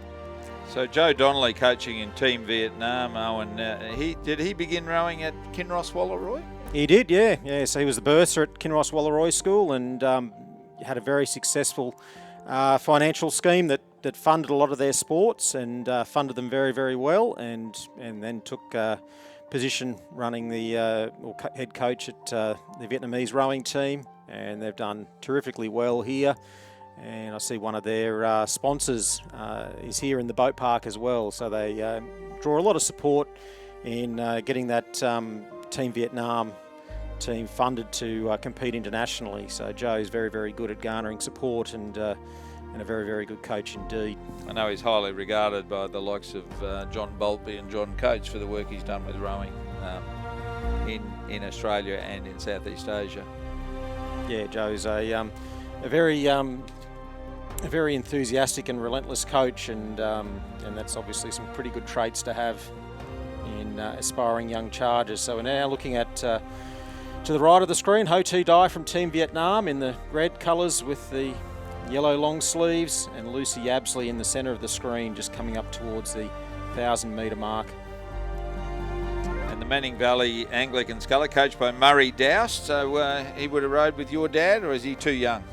Oh, would have rode with Dad, yes, and but still a fair bit younger. And Murray, he's an amazing athlete himself.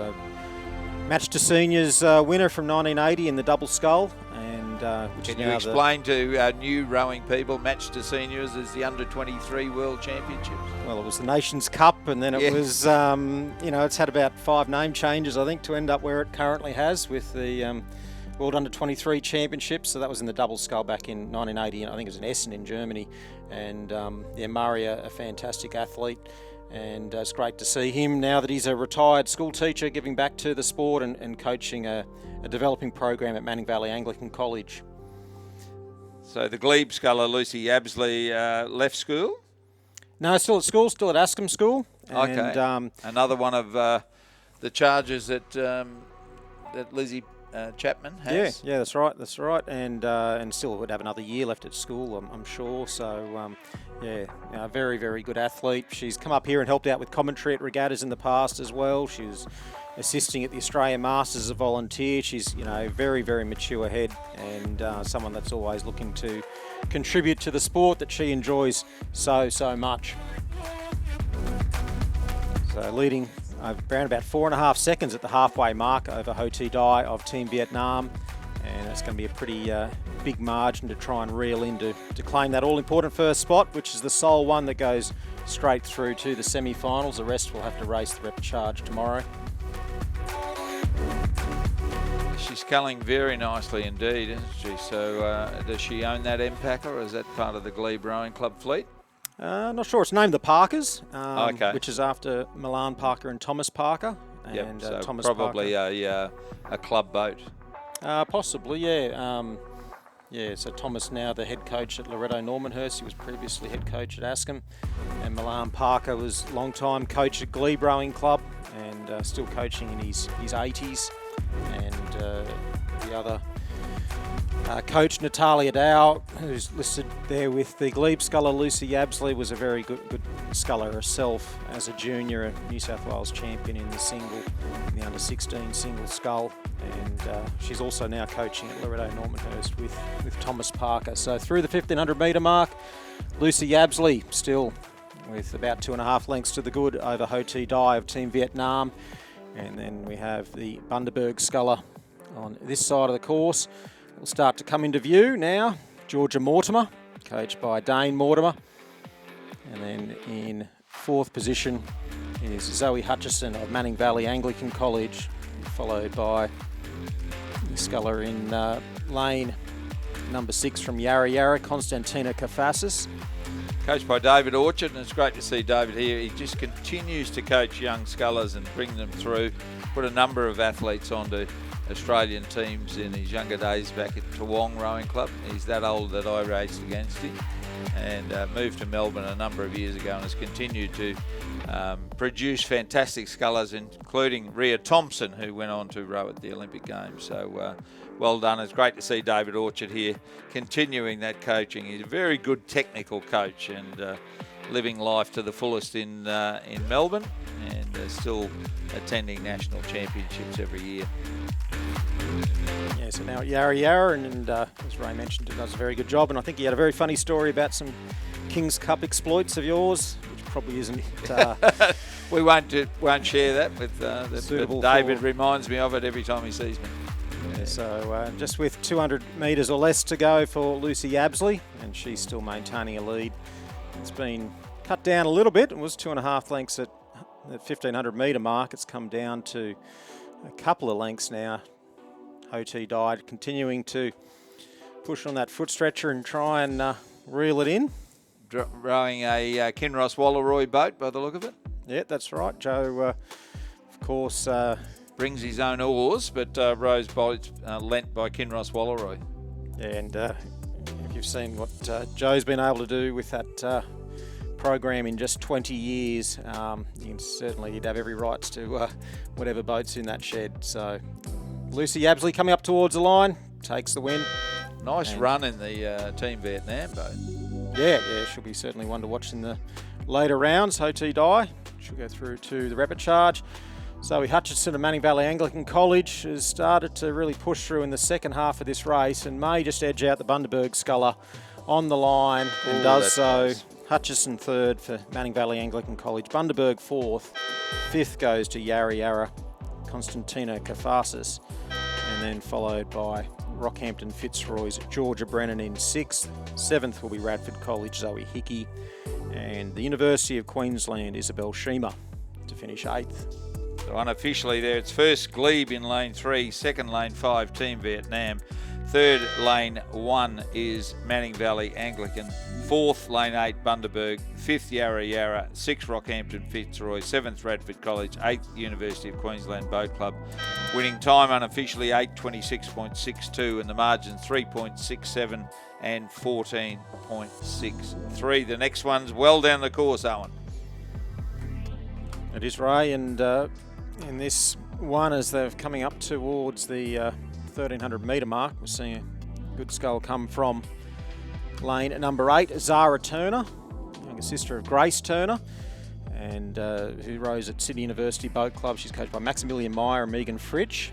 And over further 4 lanes, or 5 lanes in fact, UTS Haberfield, Jade Bliss, coached by Jared Watson and Katie Healy, is the race leader, is coming up towards the 1,500 metre mark. Unley High School, the distinctive colours on screen now in lane number 6, Felicity Cox, coached by Daniel Ralph. And as we start to pan across to the rest of the field, as we come through that 1,500 metre mark, we'll start to see the wake from Jade Bliss's boat as it passes through that 1,500 metre mark as she leads Zara Turner, and then across to Emma O'Neill of Fremantle, Poppy Kennett of Buckingham, and Felicity Cox, Unley High School. And then we go back to in 6th position. So we're starting to see a couple of scullers tail off, and that is Olivia Walter of Tasmania University and Zoe Wright of Wendouree Ballarat. So Jared Watson and Katie Healy of UTS Haberfield, Owen, are they new coaches? They're new to me. Yeah, Jared was coach of the all-conquering St Catherine's Schoolgirl 8 last year that won the national championships, and a very, very good coach. Jade Bliss was part of that crew, and Jared now coaching also at UTS where St Catherine's are based. And no surprise to see Jade Bliss dominant here in this heat. Did that crew go to Henley? They did, yeah. That's They got right. through, I think, the Friday at Henley, and it was a very competitive 8s event over there in the junior women's 8s, and St Catherine's certainly did very, very well. They weren't a heavy crew, and the conditions were a bit of flow and a bit of a head breeze, I think, so it didn't really suit them, but they did very, very well getting through to the Friday. So she's sculling beautifully, the UTS sculler, and Jade Bliss well out in front and looking back at the rest of the field there. A good race for second. Far side of the course, Bucks Poppy Kennett, coached by Abby Crow, but on this side looks like the Unley High sculler Felicity Cox, the school of the former Prime Minister of Australia. Correct. Julia Gillard went to Unley High, and she's just turned it off now. Our leader Jade Bliss is just coasting to the line. Yeah, so a nice win for the UTS Haberfield sculler, progressing straight through to the semi-finals. The others will go through to the repechage, and in order will be Unley High, Felicity Cox in second, Zara Turner, Radford College third, Buckingham, Poppy Kennett fourth, fifth goes to Emma O'Neill of Fremantle, Mersey's Lily Barker in sixth, and then there's a bit of a gap back to Tasmania University Boat Club's Olivia Walter in 7th, and Wendouree Ballarat Zoe Wright to place 8th. So unofficially there, it's first UTS Haberfield Jade Bliss, second Unley High Felicity Cox, third Radford College Zara Turner, 4th Bucks, 5th Fremantle, 6th Mersey, 7th Tas Uni, 8th Wendouree Ballarat. Winning time 8 minutes 16.80, the margin 7.05 and 2.19, and heat 3 on the course, Owen. Yeah, so heat number 3 in this under-19 women's single scull, and we have Jemima McKenzie of Newcastle Grammar in 1, Victoria Binns of Adelaide University in 2, Amelia Dennis, Hunter Valley Grammar School in 3, Alessia Sirocco of West Australian Rowing Club in 4, Ella Gerrand of Gippsland Grammar in lane 5, Neve Tierney of Sydney in 6, In 7, Freya Bateman of UTS Haberfield, and Poppy O'Mahony of Pembroke School from South Australia in lane number 8. And very strong field in this one. We've got Neve Tierney from Sydney Rowing Club, Freya Bateman alongside of her, those two really shining out, and Victoria Binns, no surprise to see her doing well over in lane number 2, coached by Tom Tolinar, who was Tom Dornbos until this season, and now he's Tom Tolinar. And oh, well, good job you knew that, because I was wondering who Tom Tolinar was. Yeah, so the big tall Dutchman that coached Victoria Binns to win the under-17 single scull a couple of years ago at Nationals, and she's been across and rode at the head of the Charles and finished a second placing over there, and been racing up a lot in this season, under 21 stuff, and she's done lightweight stuff in the past. And the sculler from Adelaide University is certainly one to watch here, and got the rating right up here as she's trying to tackle Neve Tierney of Sydney Rowing Club. These two were doing some combinations earlier in the season. Neve Tierney coached by Charles Patterson, or Hector Patterson as he's known, which is his middle name. Okay. A 6-time Henley veteran for Sydney Rowing Club. And it's Neve Tierney that continues to lead. Binns is trying to peg her back, but she's got quite the job in front of her there. But she's going very strongly over there in lane 2. Yes, and then back to Bateman of UTS, and then followed by Pembroke School's Poppy O'Mahony, coached by Matthew Nielsen and Sally Martin. And then we have the West Australian sculler Sirocco, along with Ella Gerrand of Gippsland Grammar. She was a finalist in the 17 single last year over in Western Australia. Newcastle Grammar's Jemima McKenzie would be in 7th place, and Hunter Valley Grammar School's Amelia Dennis in 8th position. So is Freya Bateman part of the St Catherine's crew from last year, or just another? I think she might have been part of the Loretto Kirribilli 8 off memory. Okay. But no doubt that the Sydney sculler is going to win this heat. Yes, and Neve Tierney going to take this one out. Victoria Binns has now started to drop the rating down a bit over in lane number 2. And looks to be job done for the Sydney sculler through to the semi-finals as the winner of heat number 3, Neve Tierney. Second will go to Binns of Adelaide University Boat Club. And another sculler in black and white is the UTS sculler Freya Bateman, who finishes in 3rd place. Pembroke's Poppy O'Mahony set to finish in 4th. And then it is across to Jemima McKenzie of Newcastle Grammar in 5th position. Sirocco of West Australian Rowing Club in the Cardinal colours in lane number 4 will finish in 6th, followed by Gerrand of Gippsland Grammar in 7th, and Hunter Valley Grammar School's Amelia Dennis to place 8th.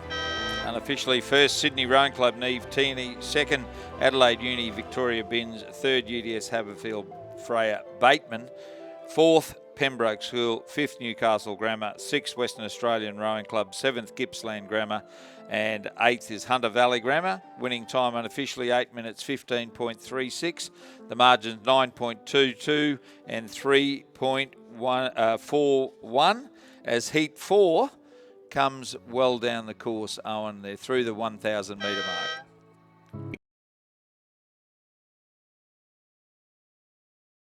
Newcastle Grammar in lane 1, Jada Critchlow. Bundaberg in 2, Eva Pinkerton of Griffith University Surfers Paradise in 4. Elodie Lee of Brisbane and GPS in 5. Emily Lang, Loretto Marriotteville in lane 6. Layla Struthers of Rockhampton Fitzroy in 7. And Ruby Hodges of Griffith Uni Surfers Paradise in lane number 8. And it looks like the Loretto Marriotteville sculler, Emily Lang, coached by Dario Sportelli in South Australia, would be our leader, Owen. Yeah, and leading from McCready of Newcastle Grammar School over on the far side of the course. And back to Elodie Lee, Brisbane and GPS in lane number 5, and Ruby Hodges of Griffith University Surfers Paradise going quite well in lane number 8. So once again, top sculler through to the semis. The rest will have to race the rapid charge tomorrow. And through that 1500 metre mark. It was Lang leading McCready, Elodie Lee in third, and then Ruby Hodges in fourth, Eva Pinkerton in fifth position. And then we go back to Jada Critchlow of Bundaberg, just passing through that timing point now. And in final position will be Layla Struthers of Rockhampton Fitzroy, who's a fair way back.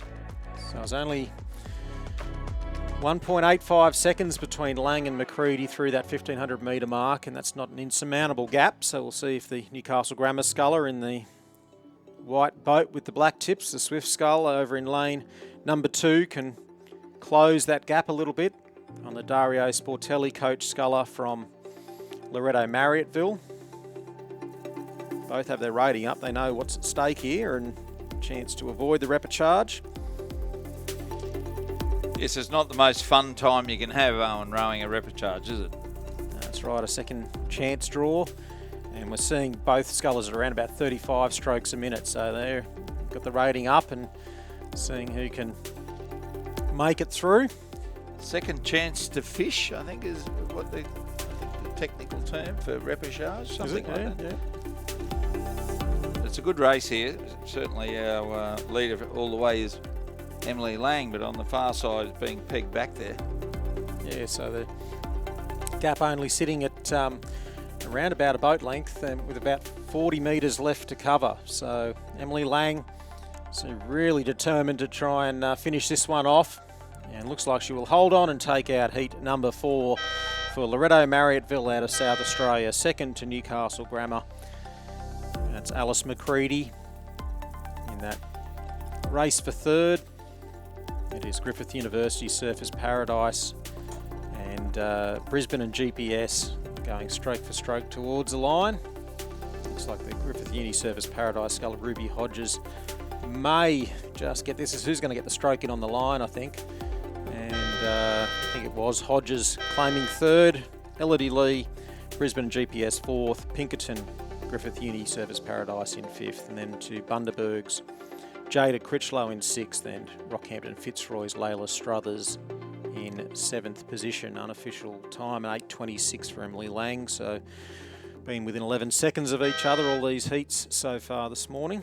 So unofficially, first Loretto Marriotteville, Emily Lang. Second, Newcastle Grammar, Alice McCready. Third, Griffith Uni Surfers Paradise, Ruby Hodges. As Owen said, 8:26.27. Margins 1.97 and 25.59. And Heat 5 is well down the course, Owen. Yeah, so in Heat number 5, we have two University of Queensland scullers over on the far side. Pia Hatzapetru in lane number 2, Lucy McFarlane in lane 3. Asher Stewart, Rockhampton Grammar in 4. Beatrix Hearn of Corio Bay in 5. Juliet Kelly of Fremantle in 6. Sina Metzger of Fremantle in 7.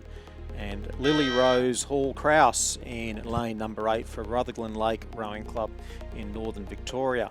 I think she rode at the head of the schoolgirls yesterday and was in the B final of the schoolgirls single. And the time she rode winning the B final would have got her a bronze medal in the A final. But of course, as the great Roger Wilson always said, time's mean nothing in rowing. That's right, that's right. A staple of Rogers, along with Time Honoured would be another. Yep. And it is in this one, Sina Metzger of Fremantle is doing well in second spot behind Lucy McFarlane in lane number 3, the Phil Bourguignon, and Lily Lunny, coach sculler from UQ, is leading this one over Metzger of Fremantle, and then the other Fremantle sculler in third, and then Lily Rose Hall-Kraus of Rutherglen Lake. She moved across from the Nagambie Rowing Club just 6 weeks ago, and currently in 4th position here. And on this performance, you'd think she'd be in the mix for one of those spots to progress to the semis eventually via the repechage, but I think progression from the heat here looks to be a little bit out of touch. Rockhampton Grammar's Asher Stewart in 5th position, followed by Beatrix Hearn of Corio Bay, and then Hatzapetru of UQ BC is in 7th and final position as they come into the last 200 or so metres. Phil Bourguignon A very successful coaching career. He had a lot of success at City University a couple of decades ago now. It was in about 2008. I think he had coached most of the women in the Australian under-23 team, and he's gone on to be head coach of Molesey Boat Club in the UK, one of the high-performance clubs there. And he's back at University of Queensland and coaching with Lily Lunny, this sculler that leads Lucy McFarlane from UQ. And it's a very healthy advantage that she has with 70 metres left to cover. And she's set to claim heat number 5 in the under-19 women's single scull.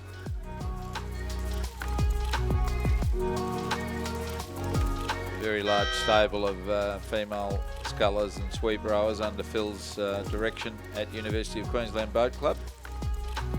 And certainly been doing the work as Phil's rowers always do. So Sina Metzger of Fremantle second, Juliet Kelly Fremantle third, followed by Asher Stewart of Rockhampton Grammar School in fourth, Lily Rose Hall-Kraus in fifth for Rutherglen Lake, followed by Corio Bay's Beatrix Hearn in sixth, and Pia Hatzapetru of UQ in the red Wintec boat will cross in seventh position.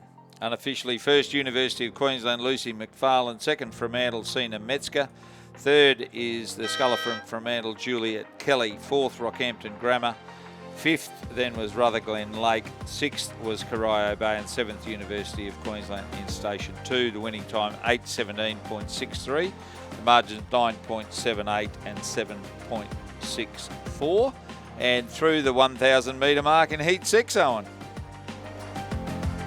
Yes, Ray, and in this one we have Trinity Lutherans, Isabel Clifford in lane at number 2, Courtney Davis, Griffith Uni Surfers Paradise in 3, Callie McRae of Rockhampton Fitzroy in lane 4, Astrid Thomas, the heat leader from the University of Queensland in lane number 5, Alana Edwards of the Friends School in Tasmania in lane number 6, Olivia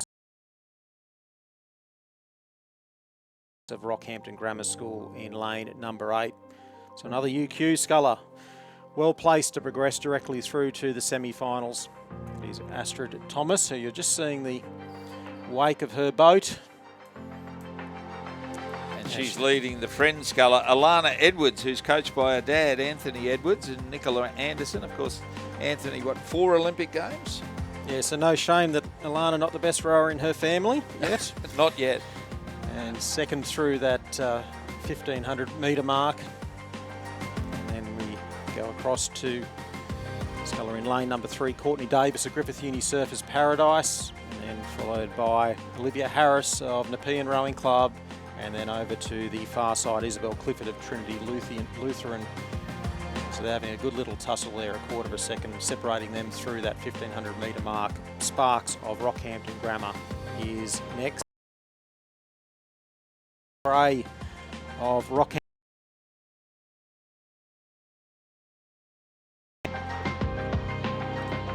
So Alana Edwards has had a successful season in Tasmania, and I noted with interest through social media that she's the daughter of the great Anthony Edwards. Anthony, of course, began his rowing in Ballarat back last century.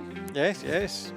Had great success both nationally and internationally, and here coaching his daughter Alana, who's had a great season rowing for the Friends School, one of the great rowing schools out of Tasmania. No match at the moment for Astrid Thomas of University of Queensland, Owen. Yeah, the sculler in the yellow boat, leading this one by around about 2.5 boat lengths, and looks pretty, it's been pretty safe keeping here with about 130 metres left to cover. UQ leading from the Friends School, and a good race going on for third between Griffith University's Courtney Davis, Trinity Lutheran's Isabel Clifford, and Nepean's Olivia Harris. And back to Sparks of Rockhampton Grammar and Callie McRae of Rockhampton Fitzroy in 6th and 7th positions. There's 4 strokes to go for the race leader Astrid Thomas. She'll become the race winner, taking out heat number 6, the 6th and final heat of the under-19 women's single scull, progressing directly through to the semi-finals. And And second to Alana Edwards of the Friends School. In that battle for third spot, it is Courtney Davis of Griffith Uni Surfers Paradise, coached by Anthony Cook and Chris Holliday. They will claim third position. Trinity Lutheran's Clifford fourth. And then back to Harris of Nepean in fifth. Sparks of Rocky Grammar in sixth position. And Rockhampton Fitzroy's Callie McRae placing seventh. And the official result, unofficial result, University of Queensland Astrid Thomas first, the Friends School Alana Edwards second, third Griffith Uni Surfers Paradise Courtney Davis, fourth Trinity Lutheran College, fifth Nepean, sixth Rockhampton Grammar School, seventh Rockhampton Fitzroy. Unofficially 8 minutes 12.93, the margin 7.74 and 17.39. Owen, I did used to call it Rocky Grammar until the headmaster, Isla Lee, chastised me and said it was Rockhampton Grammar School, Ray, and I said, yes, headmaster. Than I.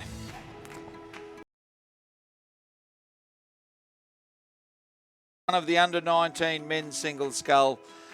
This is for the Tommy Keller Trophy. And it looks like we are missing lane 7, Adelaide University, Alexander Williams, a big noticeable gap in that field in this one. So it was originally a field of 9, now a field of 8. St Ignatius lane 1, Ambrose Hennessy, Luca Free, Griffith Uni Surfers Paradise in lane 2, Campbell Milne, Canberra in 3. Oh, and I've been advised as Henry Chin of missing out of lane number 6, so it looks like there's some lanes being mixed around. Lane 7's, he's got a 7 on his bow and rowing in lane 6. So anyway, looks like rowing is his strong point.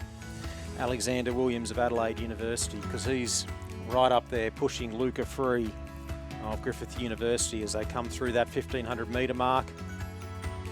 Luca won the Queensland Under-19 Single Sculls Championship back in January at Lake Wyaralong. Of course, the son of Olympic gold medalist Duncan Free. And it's Free that continues to lead the way here from Williams of Adelaide University Boat Club. And then a good race going on between Adelaide High's Finn Redmond and Fremantle's Liam Davis. To only separated by about a boat length, and then part of their first 8 this year that a bit disappointed finishing 4th, and an exciting race on Saturday on this very course.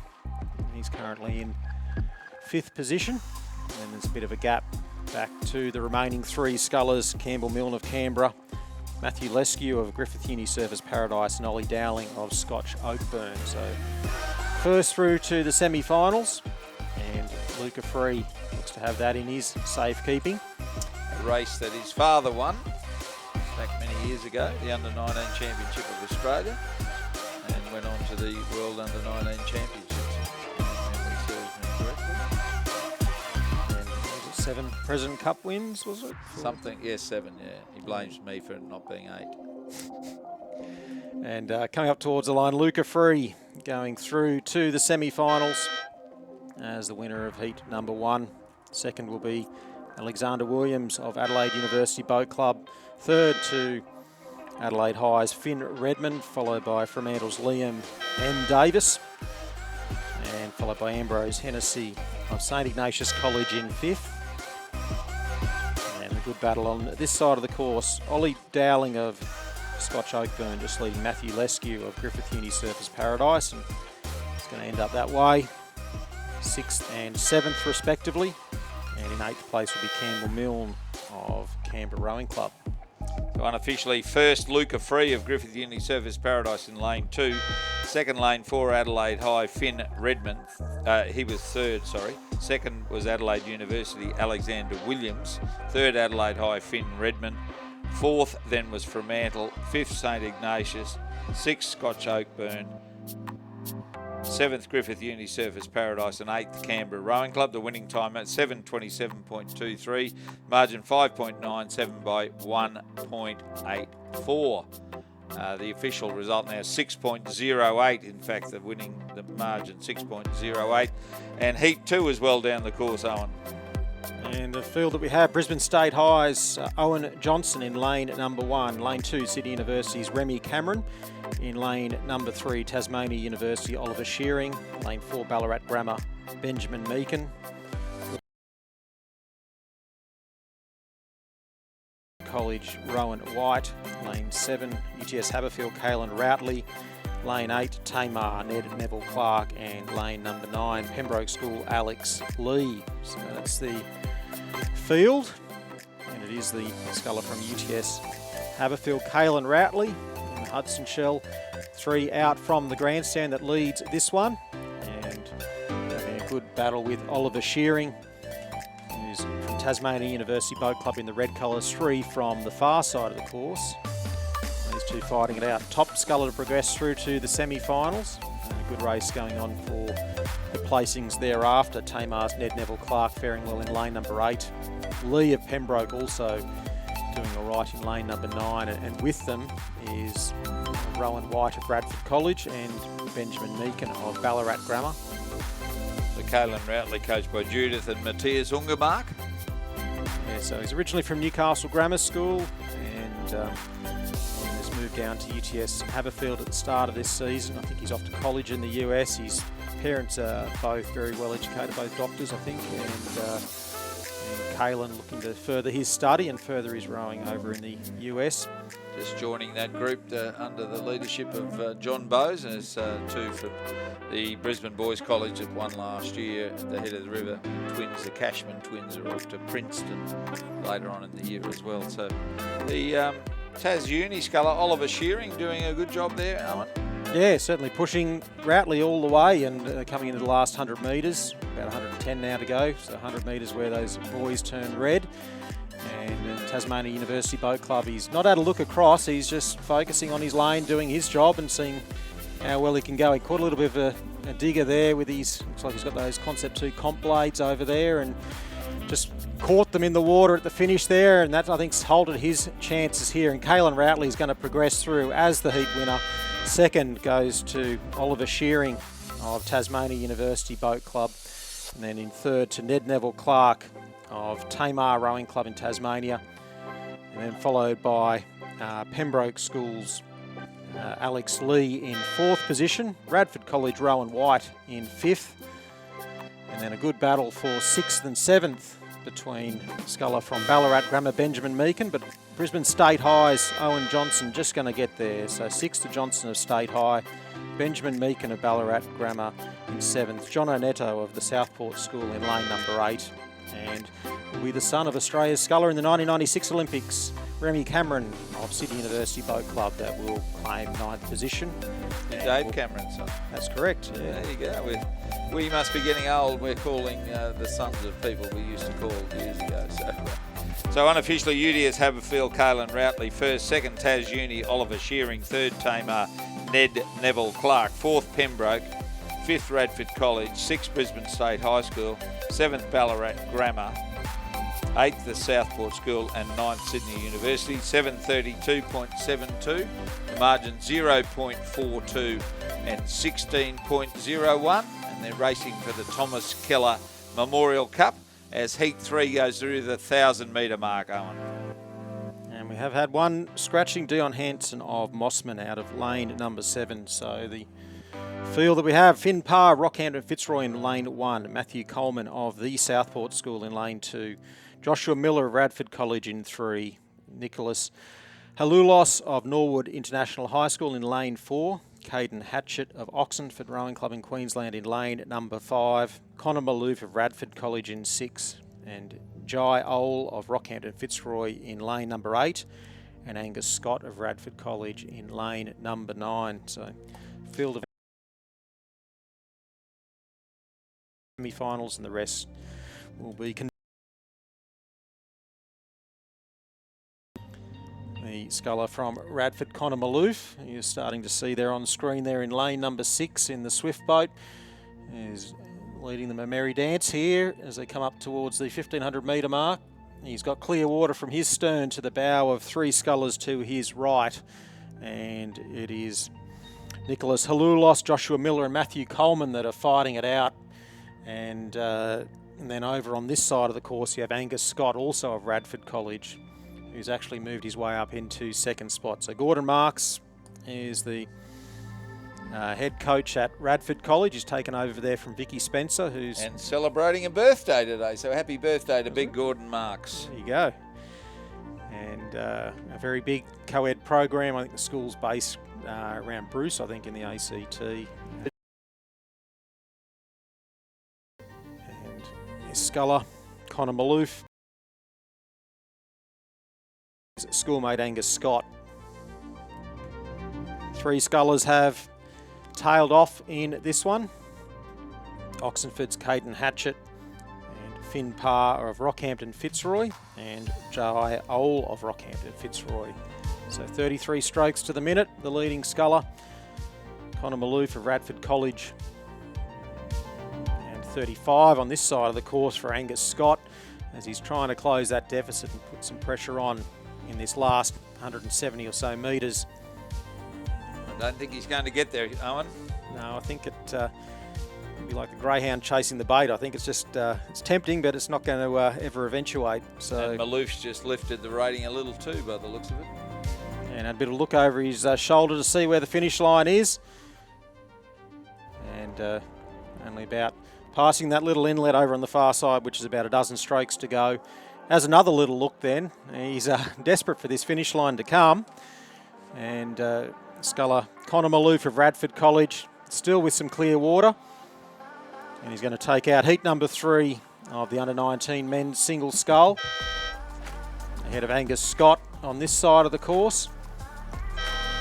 So 1-2 for Radford College. The Southport School, Matthew Coleman places 3rd. Radford's Joshua Miller 4th. So 3 out of the top 4 for Canberra's Radford College. 5th goes to Norwood International High School's Nicholas Halulos. And then there's some clear water back to the remaining scullers, Caden Hatchett of Oxenford. Currently in 6th, ahead of the 2 Rockhampton Fitzroy scullers, Finn Parr over on the far side of the course and just at the top of the screen. And then come into view shortly will be Jai. 8. Unofficially, Connor Maloof of Radford College first, Angus Scott of Radford College second, 3rd the Southport School, Matthew Coleman, 4th Radford College, 5th Norwood International High, 6th Oxenford Rowing Club, 7th Rockhampton Fitzroy Rowing Club, 8th Rockhampton Fitzroy Rowing Club. Unofficial winning time 7 minutes 38.01. The margin's 4.79 by 3.79. And once again, Owen, heat 4, they're halfway through.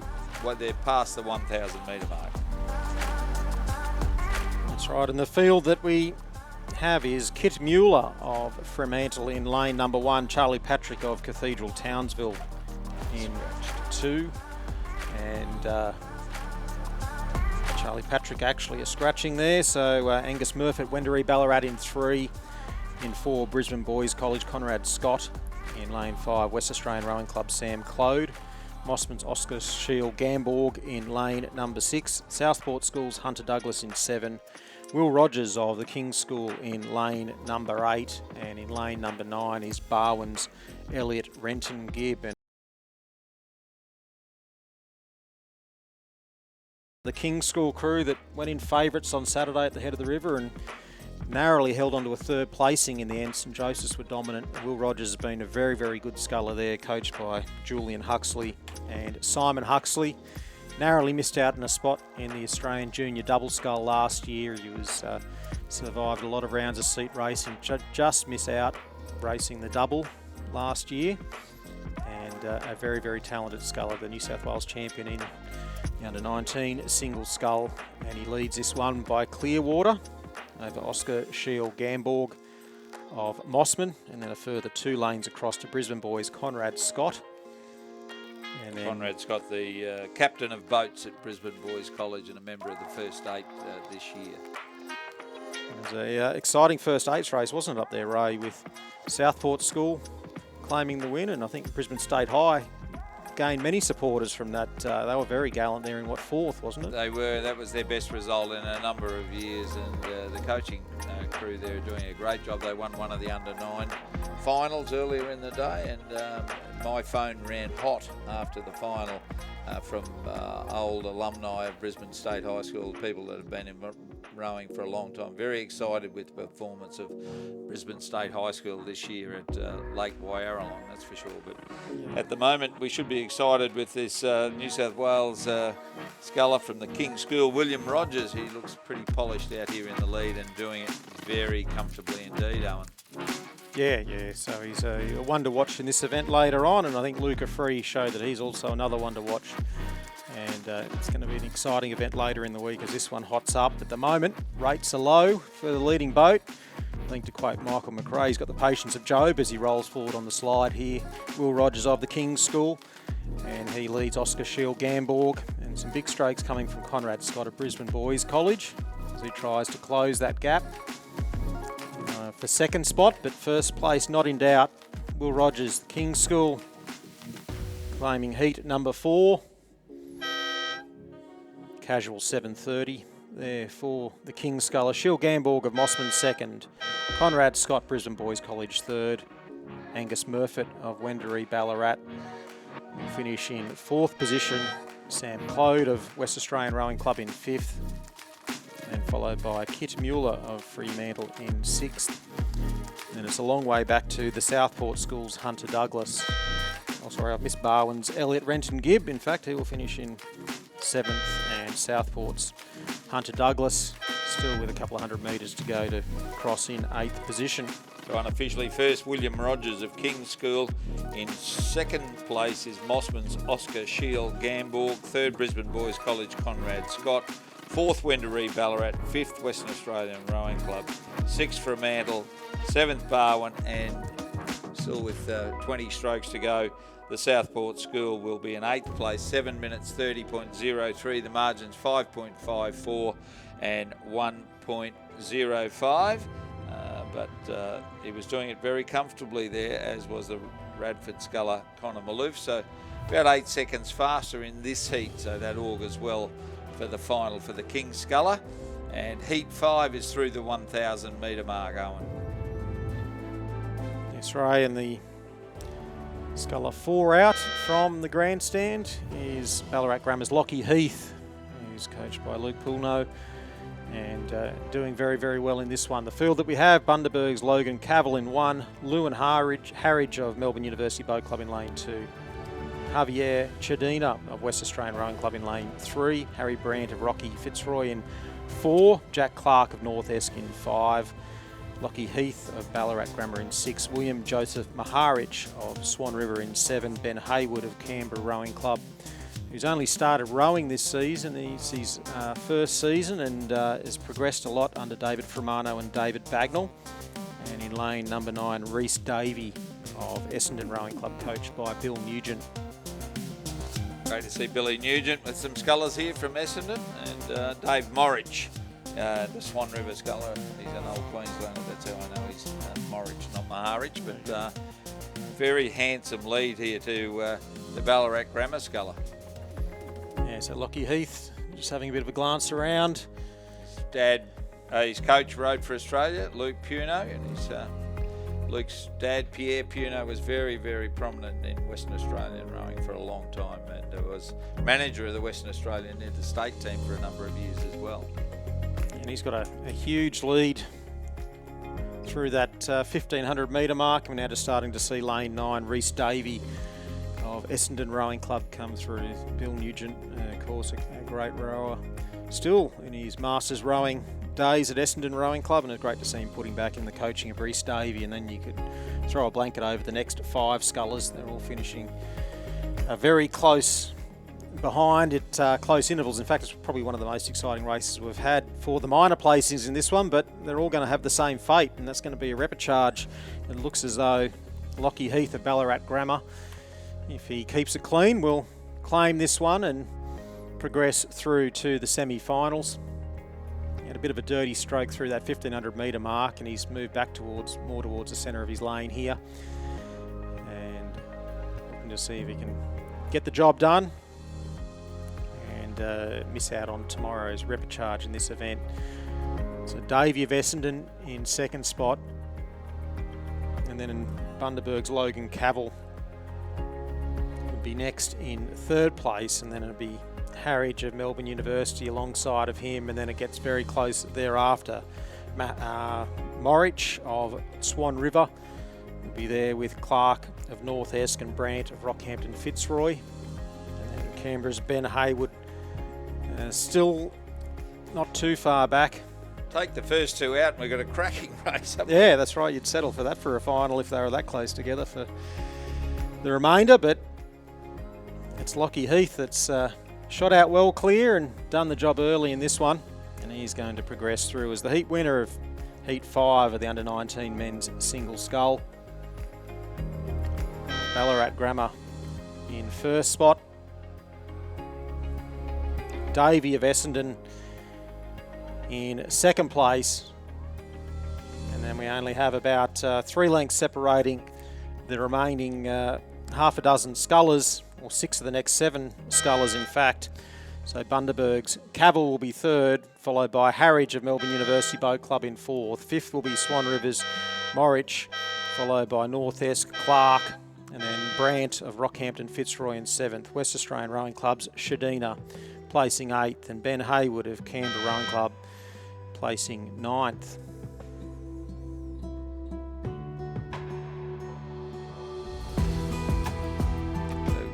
First was Lockie Heath, second Rhys Davey, third Logan Cavill, fourth Lewin Harwich, fifth Morwich, sixth Clark, seventh Brand, eighth Chadina, ninth Hayward, 734.12. The margin's 18.44 by 5.05. And the sixth and final under-19 men's single scull heat is well down the course, Owen. It is the battle in the central lanes in this one that is where it is at. That is Oscar St. Pierre in lane number 6 and Remy Payne of Fremantle.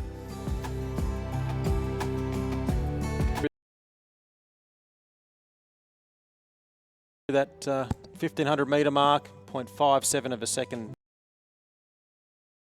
And then we go across to Cooper Hoskin of Adelaide Rowing Club in third place, followed by Luke Purdy of Hunter Valley Grammar School in fourth position.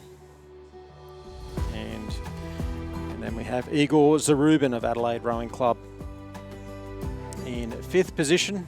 Burke is next of Launceston Grammar over in lane number 2, followed by the Southport Sculler over on the far side of the course, Samuel Butler and Nicholas Thompson in final position.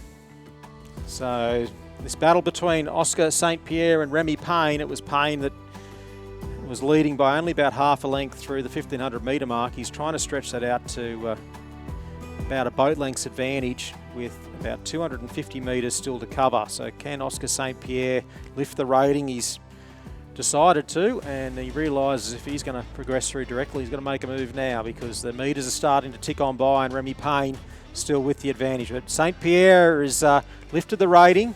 He's going after him, 38 strokes a minute in a single. He's definitely going after him, and he's now got the overlap once more, and the Fremantle Scull is now under a little bit of pressure here coming into the last 120 metres. So Remy Payne, cap on backwards, glancing across every couple of strokes to Oscar St. Pierre of UTS Haberfield Rowing Club. Fremantle Sculler has managed to fend him off. He has. He's done a great job. He looks like a tall lad sitting there as well. Yeah, so he's just pushing down on that foot stretcher and pushed away in the end. And Oscar St. Pierre has managed to row himself almost to a standstill in second spot. So Remy Payne, the heat winner.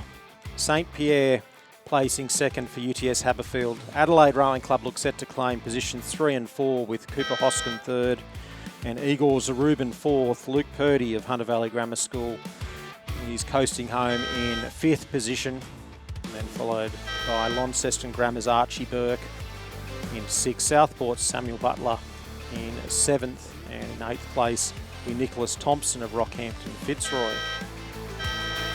So unofficially there, first Fremantle Remy Payne, second UTS Haberfield Oscar St. Pierre, third is Adelaide Cooper Hoskin, fourth Adelaide, fifth is Hunter Valley Grammar, sixth Launceston Grammar, seventh the Southport School, eighth Rockhampton Fitzroy. Winning time 7:28.75 and the margin 3.90 and 9.15. And Owen and I will move out, and Chris McCarthy and Lizzie Chapman will move in. Thank you, Razor.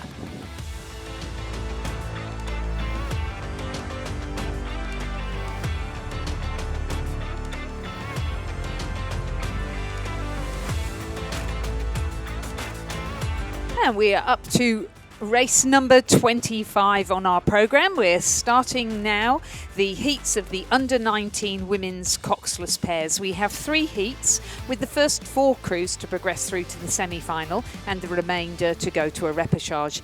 In heat number 1, in lane 2, we have Wilderness School from South Australia, represented by Imogen Hawker and Gia Rinaldi, coached by John Trovas. In lane 3, we have the Friends School from Tasmania, represented by Esther Falloon and Sophie Neal, coached by Anthony Edwards and Nicola Anderson. In lane 4, we have Sydney Rowing Club, represented by Olivia Kelly and Sarah Bebbington and coached by Charlie Patterson.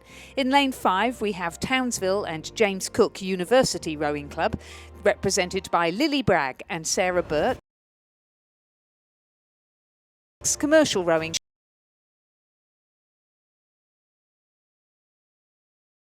by David Van Das. And in lane 7, Swan River Rowing Club from Western Australia, represented by Greta Spencer and Lila Fieves and coached by Mark Beer. Thanks, Lizzie. Absolute pleasure to be back just as the sun comes out and starts shining into our eyes here in the commentary box. And great to see some pairs racing underway. So first heat of the under-19 women's coxless pair, and it was that Swan River crew in lane 7 on the grandstand side of the course. And so Lila Fieves, who were leading, they were just a little bit behind at the 500, but pushed through in that second 500 and a little bit under a boat length clear of the crew from South Australia from the Wilderness School of Imogen Hawker. Gia Rinaldi sitting back in second place at that halfway point. Lily Bragg and Sarah Burke from Townsville JCU. A couple of seconds off the pace there. There's a little bit of clear water back to third.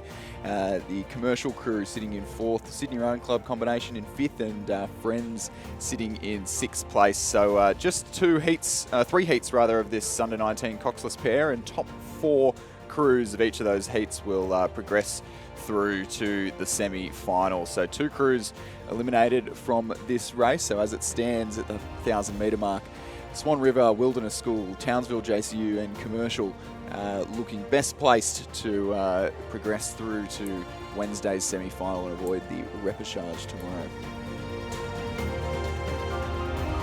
See the Friends combination there over in lane 3. Wilderness School combination rather over in lane 2. Imogen Hawker, Gia Rinaldi, coached by John Trovas. Over there on the far side of the course, sitting just ahead of the 2 crews we can see on the. Well, this is the next race that we've got here on the picture now. Such good vision, isn't it, when it's coming from the camera in the umpire's launch? It's fantastic to be able, for our viewers, to be able to see the vision from right behind the rowers. So that Swan River crew just extending that lead in the third 500 metres of the race, pushing out to about 5 seconds over the combination from Wilderness School and Townsville JCU in third. The combination from Friends moving up into the qualifying spot into fourth position. It's Esther Falloon, Sophie Neal there sitting in fourth. About a second clear of the commercial combination, Indiana Jenkinson, Rose Ricks. And then Olivia Kelly, Sarah Bebbington of Sydney Rowing Club back in sixth place. So I would have thought that Townsville JCU crew there would have been quite competitive in this one. They were silver medalists at the New South Wales State Championships a couple of months ago, about a month and a half ago. But the combinations from Wilderness School and Swan River getting the measure over them in this first heat. So definitely bodes well for some exciting racing in this event as we progress through the rounds.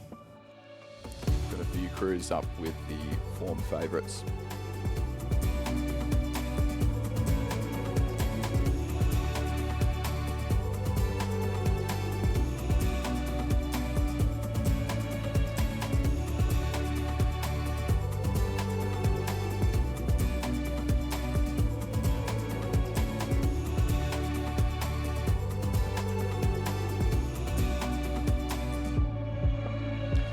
Crews coming into the Red Boys, the last 100 metres of the course here at the Sydney International Regatta Centre, and as it's been from about the 750 metre mark, it is the combination from Swan River, Greta Spencer, Lila Fiebes, coached by Mark Beer, who lead by about a length and a half, and will take the win in this first of 3 heats in the women's under-19 coxless pair. Out 2 lengths clear of the combination from the Wilderness School in South Australia, Imogen Hawker, Gia Rinaldi in second place.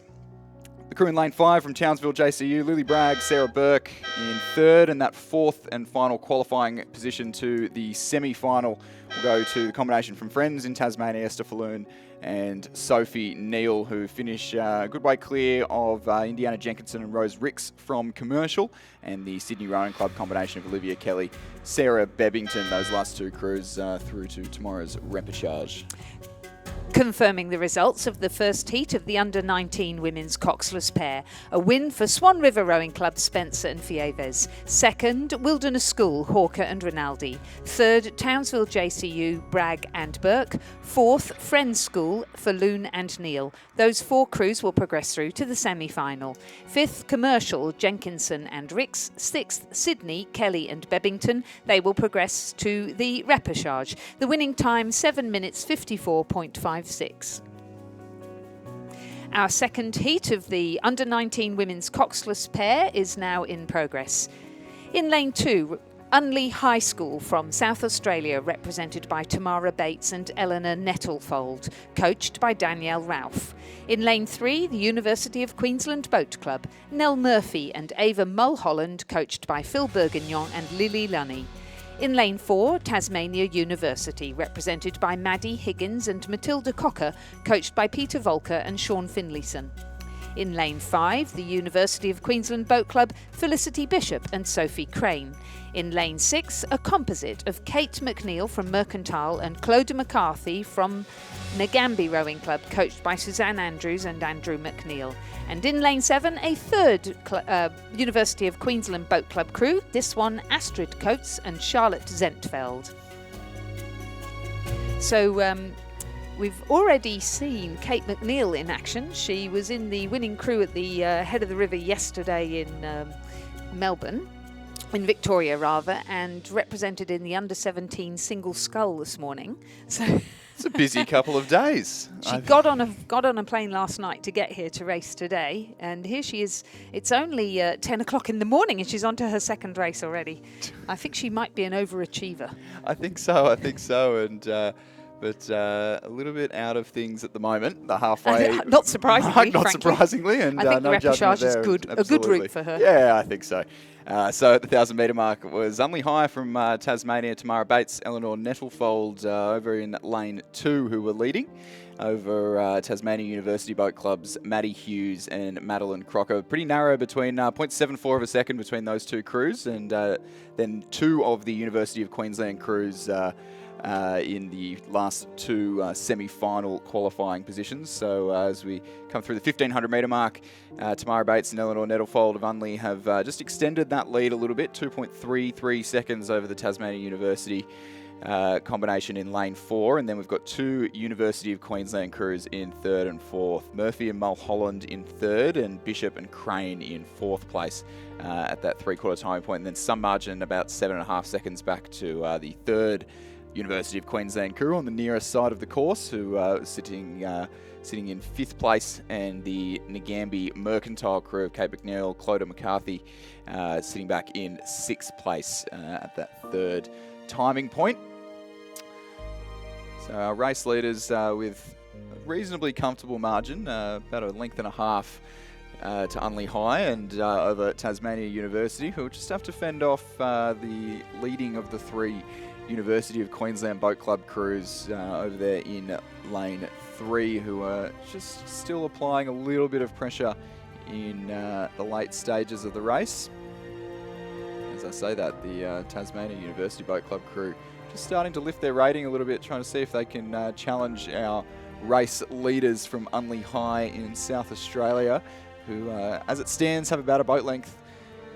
But Tasmania University just starting to lift. It might not quite be enough here as crews will cross into the Red Boys at the last 100 metres of the course. in just a second or two's time, and is still Unley High, about a length clear of Tasmania University, who in turn about a length clear of University of Queensland Boat Club. So Unley High, all the way win there for Tamara Bates, Eleanor Nettlefold, coached by Daniel Ralph, and they'll take about a length and a half out of the Tasmania University Boat Club combination in lane 4 across the line in second place. It'll be our leading of the University of Queensland crews, Nell Murphy, Ava Mulholland, who will cross the line in third. And the next of our University of Queensland combinations, the one from lane 5, Felicity Bishop and Sophie Crane, who will take that 4th semi-final qualifying spot. And then the next of the University of Queensland Boat Club crews in lane 7, Astrid Coates and Charlotte Zentfeld in 5th, ahead of the Ngambie Mercantile Composites, Clodagh McCarthy from Ngambie, Kate McNeil from Mercantile, those last two crews, through tomorrow's repechage. Confirming the results of race 26, the second heat of the under-19 women's coxless pair, a win for Tamara Bates and Eleanor Nettlefold of Unley High in a time of 8 minutes, 0.64 seconds. Second, Tasmania University, Higgins and Cocker. Third, University of Queensland Boat Club, Murphy and Mulholland. And fourth, University of Queensland Boat Club, Bishop and Crane will progress through to the semi-final. And to the repechage, University of Queensland Boat Club, Coates and Zentfeld, and Ngambie Mercantile Composite, McNeil and McCarthy. Our third heat of the under-19 women's coxless pair is now in progress, with Brisbane and GPS in lane 2, represented by Poppy Yarsky and Abby Collins, coached by Maddie Pakila and Nigel Stubbs. In lane 3, a composite of Danielle Watt from Brisbane and GPS with Robin Matthews of Toowong, also coached by Maddie Pakila, but this time with Claire Raven. In lane 4 from Sydney University of Boat Club, Jessica Colbran and Imogen Gray, coached by AB and Alfie Young. In lane 5 from Brisbane and GPS, Eva Hosking and Gabrielle Ryan, coached by Maddie Pakila and Nigel Stubbs. In lane 6 from Melbourne University Boat Club, Zara Peel and Zoe Hall. And in lane 7 from Loreto Marriotteville and the Wilderness School, Marjorie Tucker and Fern Rosenbauer, coached by Dario Spatelli and John Travas.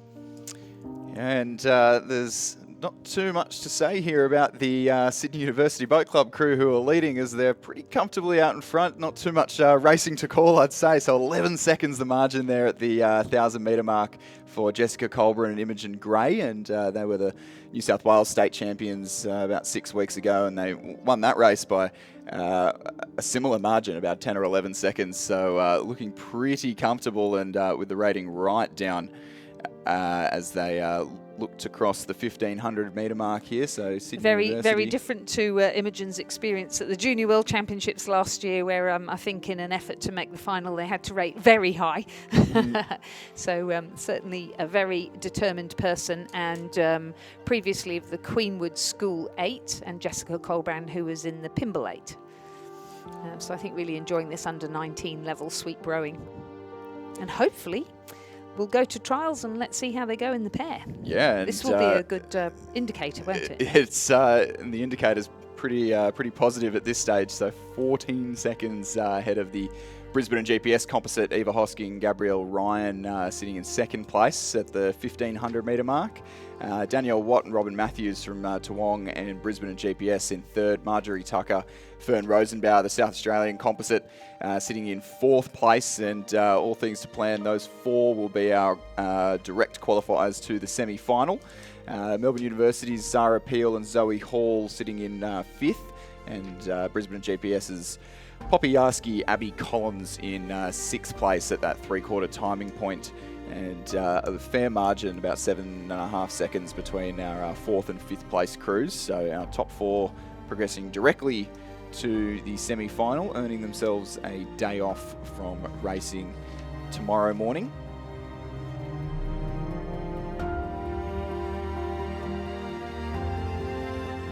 So I'm pretty sure we're going to see this Sydney Uni pair represent under 21 level as well. I would imagine they'd want to race up to give themselves the competition if their goals are international representation. But It's not on today, so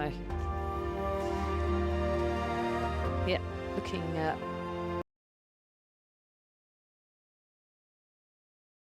coxless pair, Jessica Colbrand Club will take out the lead. Across the line, looking very comfortable indeed.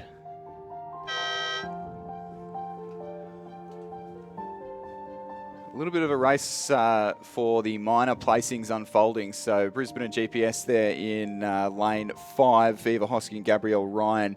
They'll come across in second place, but it's going to come right down to the line between the Brisbane and GPS composite on the far side with Toowong and the South Australians on the near side. I believe it was the lane 3 combination there, the Toowong, Brisbane and GPS composite, who just pipped the Wilderness and Loreto Marriotteville composite in 4th place. Those two crews hardly separated by a second the entire way down the course, but both crews safely through to the semi.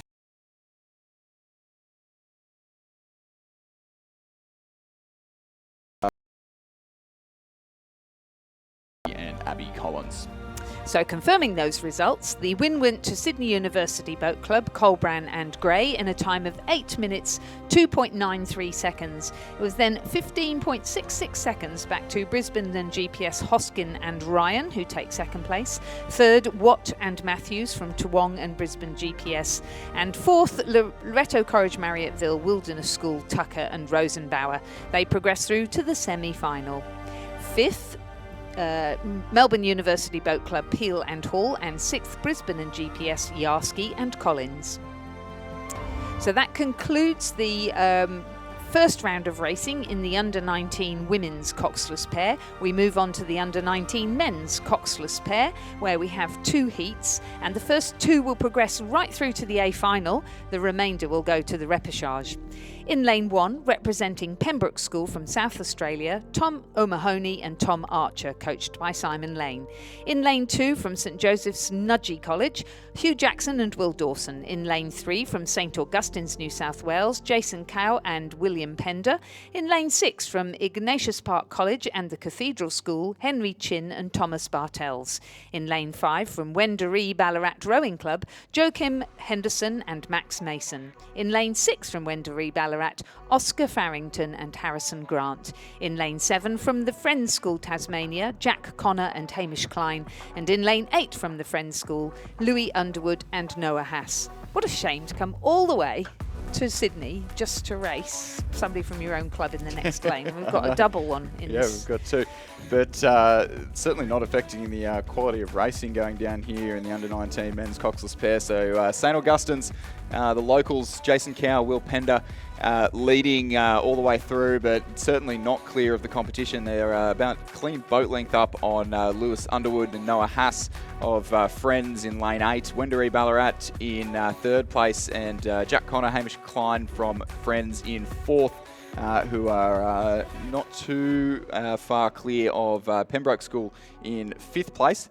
Wendouree Ballarat in 6th, and the Ignatius Park Cathedral combination in 7th place. The Nudgee crew in lane 2 having scratched from this race. So the progression in this one, first 2 crews across the line will go directly to Thursday's A final, so a couple of days off, and the remainder of crews, so 3 to 7, all moving through to the repechage tomorrow. So as it stands, that does look to be the St Augustine's crew over in lane 3 in the green and yellow Zooties, Jason Cow, William Pender, silver medal at the New South Wales State Championships a couple of months ago, and backing that up here with a pretty strong row, but they're well under pressure from the combination in lane 8 from Friends School of Louis Underwood and Noah Haas, who are really knocking on the door and trying to secure themselves a race win and the best lane in the A final on Thursday. There might be another chance to improve that lane draw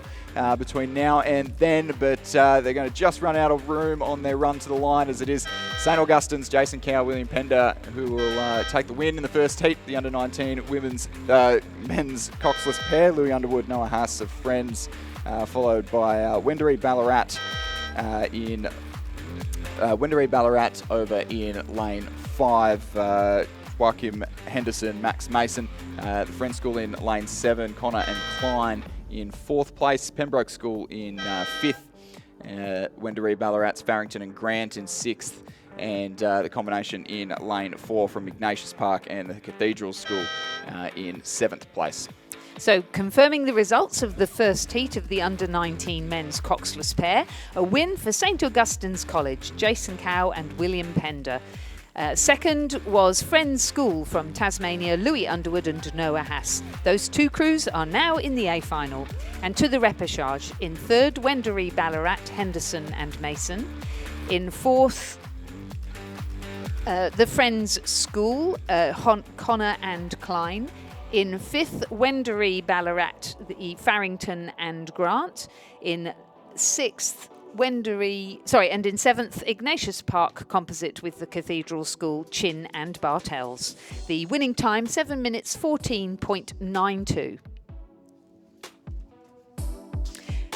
And the second heat is in progress in the under-19 men's coxless pair with West Australian Rowing Club in lane 2, Thomas Bias and Kieran Redding, coached by Stefano Belosso. In lane 3, St Peter's College, South Australia, Vincent Barone and Lawrence Anderson. In lane 4, Launceston Grammar School from Tasmania, Oliver Quinn and George Beecham, coached by James Cumming and Jack Barrett. In lane 5, Brisbane State High School, Ruben Brosnan and Jason McKenzie, coached by Tom Riles and Tom Herborn. In lane 6, Brisbane Boys College, Parker Poyo and Joshua Deal, coached by Blaine Heseltine. In lane 7, St Peter's College, South Australia, George Griffith and Hugh Hazel. And in lane 8, from the University of Queensland Boat Club, Thomas Stevens and Samuel Forbes, coached by Randall Martin and Peter Toon. Nice prestigious coaching team there from the University of Queensland Boat Club. Absolutely, and it appears to be doing the trick. So the crew in lane 8 on the grandstand side of the course there, Stevens and Forbes leading by about 2.5 seconds at the 1,000-metre mark from their fellow Queenslanders, the Brisbane State High combination, Ruben Brosnan, Jason McKenzie sitting in second place at that halfway point, but they're certainly not out of the woods yet, so 0.39 of a second it was at that 1,000-metre mark back to Launceston Grammar's Oliver Quinn and George Beecham, and who are leading from St Peter's College in 4th, Brisbane Boys 5th, West Australian Rowing Club in 6th, and St Peter's College in over in lane 3 in 7th place at that timing point. So as we see on the screens, approaching the 1,500-metre mark, it is still the crew from the University of Queensland who are leading the race by about 1.5 lengths. Launceston Grammar moving their way up into the qualifying position. So race on, top 2 progressing to the A final. The remainder will have to row the repechage.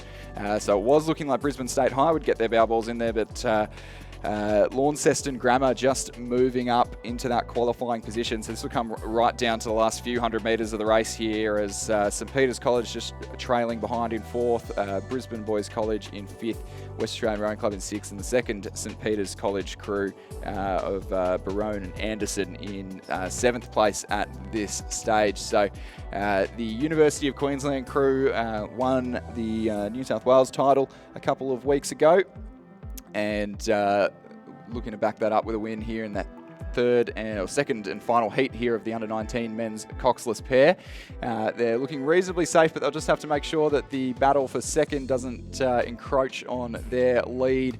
Looks to me as if the Launceston Grammar combination, Oliver Quinn, George Beecham, coached by James Cumming and Jack Barrett in lane 4, have just managed to move through the crew from Brisbane State High in the centre of the course in the lane next to them, and in fact just opening up a little bit of clear water on them as they approach the last 150 metres of the course here, and certainly not letting off the on our all-the-way race leaders from the University of Queensland, who look to have done just enough to hang on here. The University of Queensland crew, Thomas Stevens and Samuel Forbes, coached by Randall Martin and Peter Toon, who will manage to hang on to that lead I shouldn't speak too soon, it'll come right down to the line, but University of Queensland just hang on to it, having a cautious look over to check on that Launceston Grammar crew. A great, well-timed run to the line to qualify to the A final. Brisbane State High in third will have to go through the repechage, as will the crew from St Peter's College in lane 7. who will be followed by Brisbane Boys in lane 6. The West Australian Rowing Club will cross the line in 6th place, and the second St Peters crew there in lane 3 in 7th place. Oh, so nice tight finish there, but the University of Queensland Boat Club took out the second heat of the under-19 men's coxless pair. That was Thomas Stevens and Samuel Forbes. They did it in a provisional time of 7 minutes 14.37. The margin over Launceston Grammar was just 0.72. That was Oliver Quinn and George Beecham. In third place, Brisbane State High, Brosnan and Mackenzie, and in fourth, St Peters College, Griffith and Hazel. The first two progressed directly through to the A final. These remainder go to the repechage now. So Brisbane State High, St Peters College in 5th, Brisbane Boys College, Poio and Deal in 6th, West Australian Rowing Club, Bias and Reading, and in 7th, St Peters College, Barone and Anderson. And now we move to the under-21 women's single scull. The first heat is in progress, and the first 4 will progress through to the semi-final, the remainder to the repechage. In lane, we have Zoe Bond from Sydney University Boat Club, coached by Alfie Young and Alan Bennett. In lane 2, from Mersey Rowing Club, Tasmania, Olivia Yates, coached by David Tippett. In lane 3, from Griffith Uni Surfers Paradise Rowing Club, Gemma Jansen van Vuren, coached by Anthony Cook and Chris Holliday. In lane 4, from Commercial Rowing Club in Queensland, Sarah Scobie, coached by Jacinta Edmonds. In lane 5, from Adelaide Rowing Club, Tamika Coveney, coached by Christine McLaren. In lane 6, from ANU and the ACT High Performance Programme, Brooklyn Leslie, coached by Nigel Harding and Dave Romano. In lane 7, from Swan River Rowing Club, Stephanie Popmer, coached by Mark Beer. And in lane 8, from Mercantile Rowing Club, Mia Harrison. So earlier, Razor was asking Jason Lane about the high performance pathway.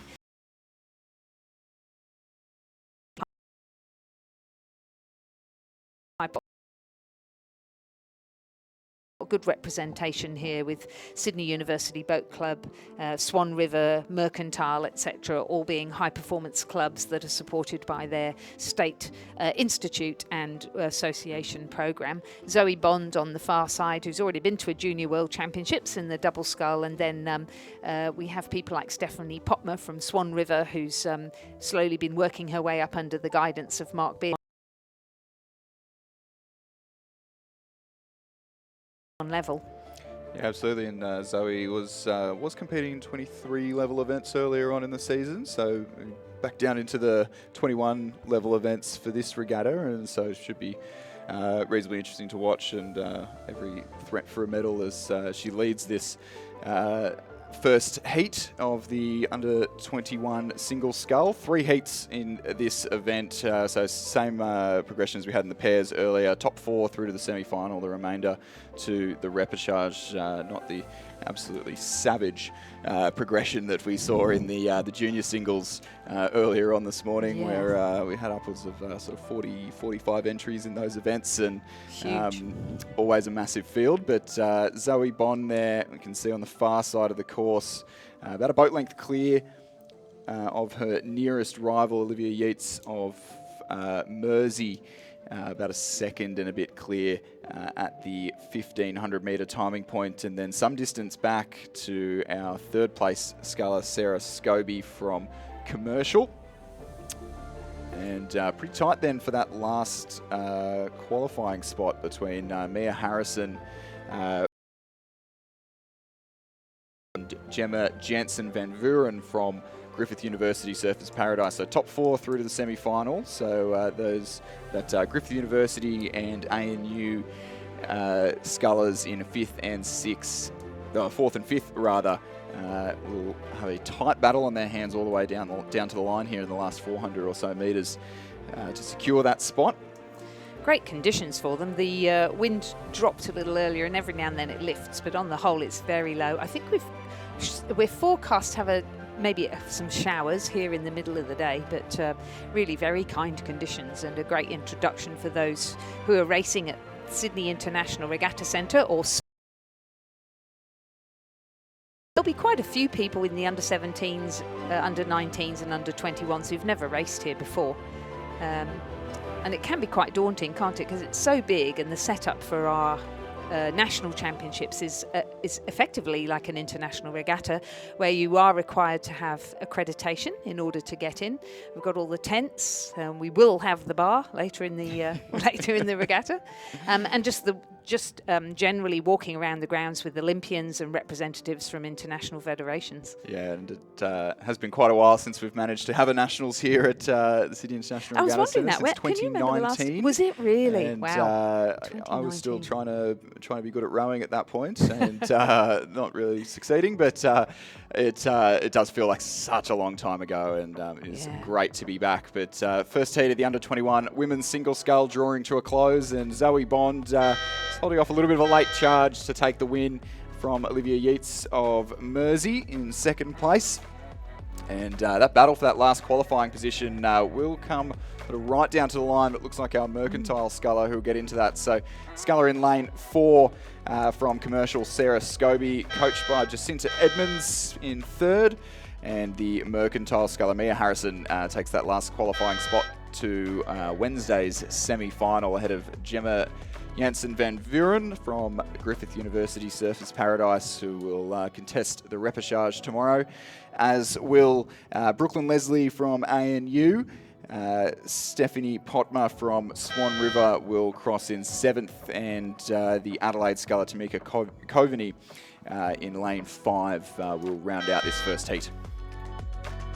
So concluding now with the Adelaide sculler coming across the line, we can report the results of the first heat in the under-21 women's single scull. A win for Zoe Bond of Sydney University Boat Club in a provisional time of 8 minutes 19.17. Second, Olivia Yates from Mersey Rowing Club. The margin was just 1.24. Third was the Commercial sculler Sarah Scobie, and fourth, Mercantile's Mia Harrison. Those 4 scullers progressed through to the semi-final. To the repechage then, the 5th positioned Gemma Janssen van Vuren from Griffith Uni Surfers. 7th, Stephanie Potma from Swan River, and 8th, Tamika Coveney from Adelaide Rowing Club. The second heat is in progress in the under-21 women's single scull, with Mersey Rowing Club in lane 1, represented by Ella Spalding. Corio Bay in lane 2, represented by Leah Murphy. In lane 3, Sydney University Boat Club, represented by Charlotte Hartin. In lane 4, West Australian Rowing Club, represented by Sinead Redding. In lane 5, University of Western Australia, represented by Kayla Calwitt. In lane 6, Adelaide University Boat Club, represented by Caroline McNally. In lane 7, Centenary Rowing Club and the Queensland Academy of Sport, represented by Sophie Malcolm. And in lane 8, from Commercial Rowing Club, Paris Reed.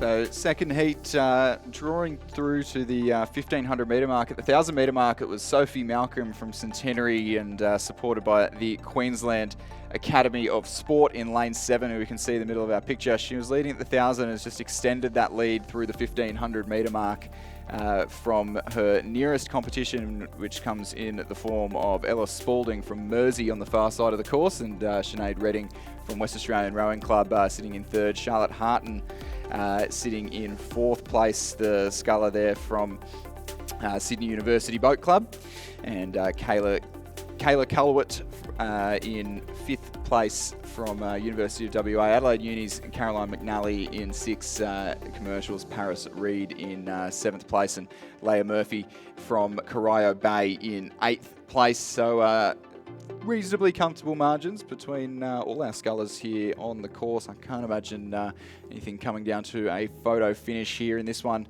Top 4 through to the semi-final. And Sophie Malcolm, Ella Spalding, Sinead Redding, Charlotte Hartin, currently the best placed scullers to do so.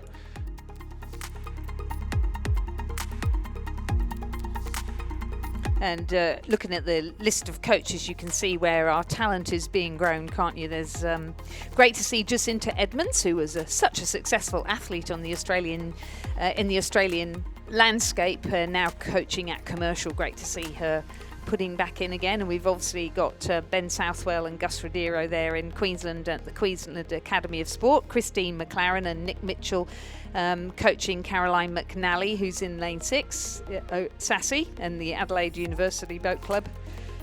And then from our high performance pathway clubs, we've got Alfie Young and Alan Bennett at Sydney University, Stefano Belosso at West Australian Rowing Club, and the famous Tippett family over there in Mersey. Just say, Jacinta Edmonds at Commercial, that club has really emerged this year. We saw them take home a suite of medals at the New South Wales Championships, and they had some great results in the under-17 and under-19 singles earlier. So I think could be a real story of the regatta. Commercial Rowing Club, but another first, Queenslander, Sophie Malcolm from Centenary, taking a pretty comfortable win there in the second heat of the under-21 women's single scull. Ella Spalding from Mersey in second, Sinead Redding from West Australian Rowing Club in third, and the Sydney University Boat Club sculler Charlotte Harton in fourth place to complete our list of semi-final qualifiers. Adelaide University's Caroline McNally will have to contest the semi-final, as will Kayla Colwheat from University of Western Australia. The commercial sculler in lane 8, Paris Reed, will cross the line in 7th ahead of Corio Bay's Leah Murphy. So confirming the results of the second heat of the under-21 women's single scull, a win for Sophie Malcolm of Centenary and the Queensland Academy of Sport in a provisional time of 8 minutes 19.29. Second, Mersey, Ella Spalding. Third, West Australian Rowing Club, Sinead Redding. Fourth, Sydney University Boat Club, Charlotte Tartin. Those 4 scullers progress through to the semi-final. Fifth, Adelaide University, Caroline McNally. Sixth, the University of WA, Kayla Colwheat. Seventh, Commercial, Paris Reed. Eighth, Corio Bay, Leah Murphy. They progress to the repechage.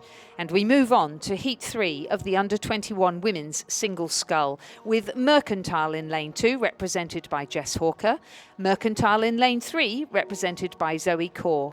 Sydney Rowing Club in lane 4, represented by Madison Joins.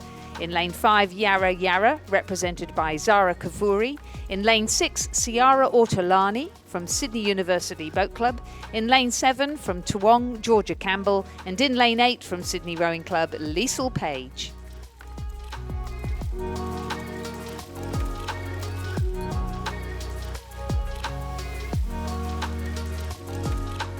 Liesl Page, who has really worked her way up through the age ranks over the years, I suppose you would say, ending up in the under-23 double scull last year at the World Under-23 Championships. She's coached by Lachlan Carter and Florence Griffiths. Great to have Flo on board from GB team, and Kingston Rowing Club and Surbiton High School.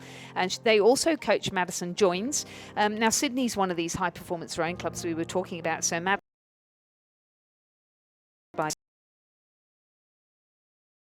such a now moving to 1 level. Yeah, and she's pretty well placed in this heat as well, sitting in second place. A fair while back, about 7 seconds from Zara Kavouri of Yarra Yarra, who will see just cross the 1500 metre timing point now. But Madison Joins from Sydney right up there, and just leading out the Mercantile sculler on the far side of the course, Jess Hawker. Only just over a second separating those two, as the Toowong sculler Georgia Campbell in lane 7 rounds out our semi-final progressors to be. Some way sort of back then to the second of the Mercantile scullers, Zoe Corr, Ciara Ortolani from Sydney University, back in 6th place in this heat. So just the 6 scullers on the water here in this third and final heat of the under-21 women's single scull. Oh, so I read out Liesl Page's name, but she's not in it. I was thinking, what's she doing that far back? In the lightweight single. Of course, right, yeah. So entering both and scratching for this one. So we'll see her on later on this morning, I believe, in the lightweight single scull. Good stuff.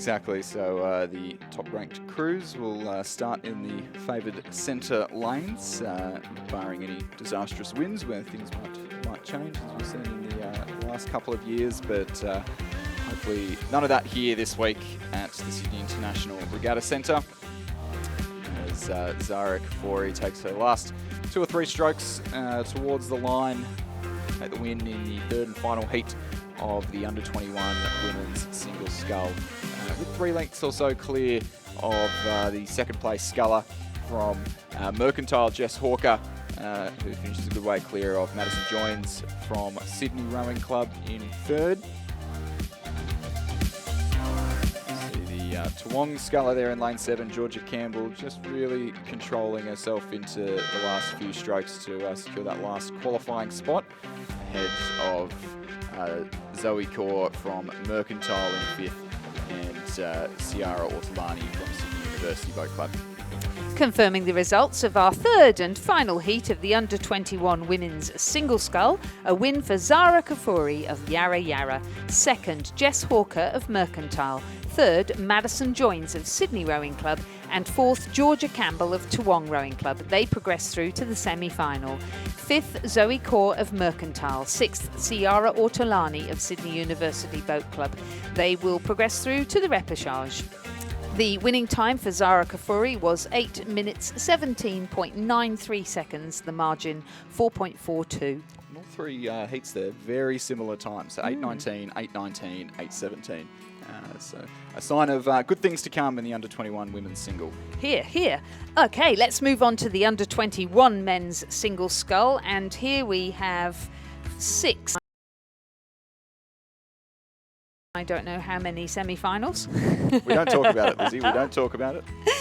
In our first heat, we've got West Australian Rowing Club in lane 2, represented by Charlie Stevenson. Adelaide University Boat Club in lane 3, represented by Henry Belcher. In lane 4, Sydney Rowing Club, represented by MacArthur Bucknell. In lane 5, Griffith Uni Surfers Paradise Rowing Club, represented by Charles Clark. Benjamin Vandenberg from Mercantile has withdrawn from lane 6. In lane 7, Jessie Rosen from Canberra and the ACT High Performance Rowing Programme. And in lane 8, from Swan River Rowing Club, Harry Salfinger. In terms of coaches, we've got Sam Morton, Nick Mitchell and Christine McLaren from the South Australian Sports Institute coaching Henry Belcher. And we have Donovan Seck, Shane Mulvaney and Felix Dure from Sydney Rowing Club coaching MacArthur Bucknell. Chris Holliday and Duncan Free coaching Charlie Clark, who's in lane 5 from Griffith Uni Surfers Paradise. And Dave Romano, the ACT High Performance coach, coaching Jessie Rosen, who's in lane 7.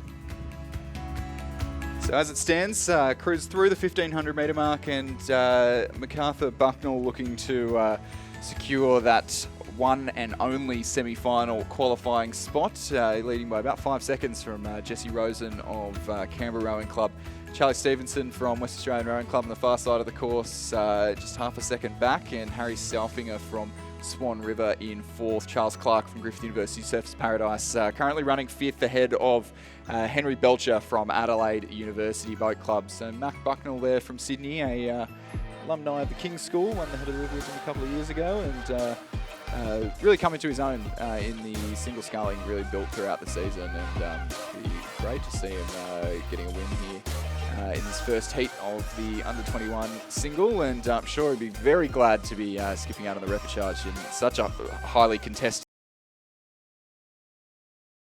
Same as, it's just about the same amount of entries as the under-17, under-19 singles that we saw this morning. So a big week of racing, and we'll be very, very glad to be getting the day off tomorrow and not having to race the repechage. So Mac Bucknell from Sydney Rowing Club, about a length and a half clear of Charlie Stevenson from West Australian Rowing Club, who moves his way up into second, ahead of Jessie Rosen from Canberra Rowing Club in 3rd place. Crossing the line in 4th, Harry Salfinger from Swan River. From Griffith University Surfers Paradise, Charles Clark in 5th. From the sculler in lane 3, that's Henry Belcher from Adelaide University. So we'll confirm the results there of our first heat of the under-21 men's single scull. It was a win for Sydney Rowing Club, MacArthur Bucknell, and he will progress directly through to the semi-final. Second, Charlie Stevenson, West Australian Rowing Club. Third, Jesse Rosen, Canberra Rowing Club. Fourth, Henry Salfinger, Swan River Rowing Club. Fifth, Charles Clark, Griffith Uni Surfers Paradise. Sixth, Henry Belcher, Adelaide University Boat Club. They will progress through to the repechage. Winning time, provisionally, 7 minutes, 23.25. The second heat is underway with UTS Haberfield in lane 2, represented by Jack Power and coached by Matthias and Judith Ungermark. In lane 3, Sydney Rowing Club, Nick Whalen, coached by Donovan Check, Shane Mulvaney and Felix Dürr. In lane 4, Melbourne University Boat Club, represented by Lachlan Idle. In lane 5, another sculler from UTS Haberfield Rowing Club, Oscar Baregi, coached by Matthias and Judith Ungermark. In lane 6, from Hawthorn, from Adelaide University Boat Club, Edward Chipperfield, coached by Sam Morton. And in lane 8, from Mercantile Rowing Club, Sam Chin.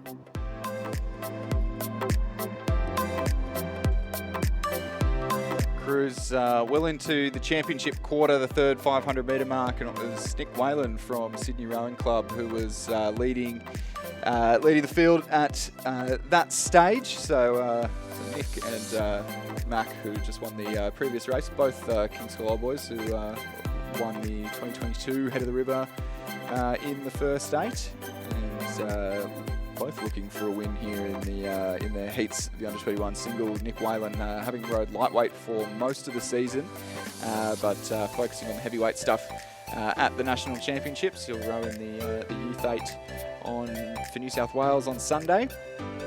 Oscar Baregi there in second place. He won this event at the New South Wales State Championships representing UTS Haberfield. And he's leading his club mate Jack Power sitting in third. William Hexter from Hawthorn in fourth. Edward Chipperfield from Adelaide University in fifth. Sam Chin from Mercantile in sixth place at that halfway timing point. As we see them approaching the 1500 metre mark. And that looks to me like Oscar Baregi from UTS Haberfield, who's really got himself out in front. So he's been looking better and better as the season progresses, isn't it? But yeah, unlike Nick Whalen, to drop back. Yeah, I'm wondering if something's gone on there, but Nick Whalen sitting back in second. He was leading, now 10 seconds back at the 1500 metre mark from Jack Power of UTS. I wonder if it plays with your mind, like if somebody sneaks in front of you and there's only one to go through, there's probably a decision to make, isn't there? Do I spend a lot of lollies trying to reclaim the lead position and get through to the next round, or do I settle for doing a repechage? Yeah, for sure. And if next week is anything like what he had in New South Wales State Champs, or if he go to 3 days, he did 13 runs down the course. Oh my goodness. Then I'm sure he will want to conserve a little bit of energy. Not quite as many races entered in at this regatta for him, but one less race to the line would certainly benefit him. But Oscar Baregi from UTS Haberfield, unquestioned in the second half of the race as he approaches the last 200 metres of the course, and really starting to stretch out and relax in the closing stages.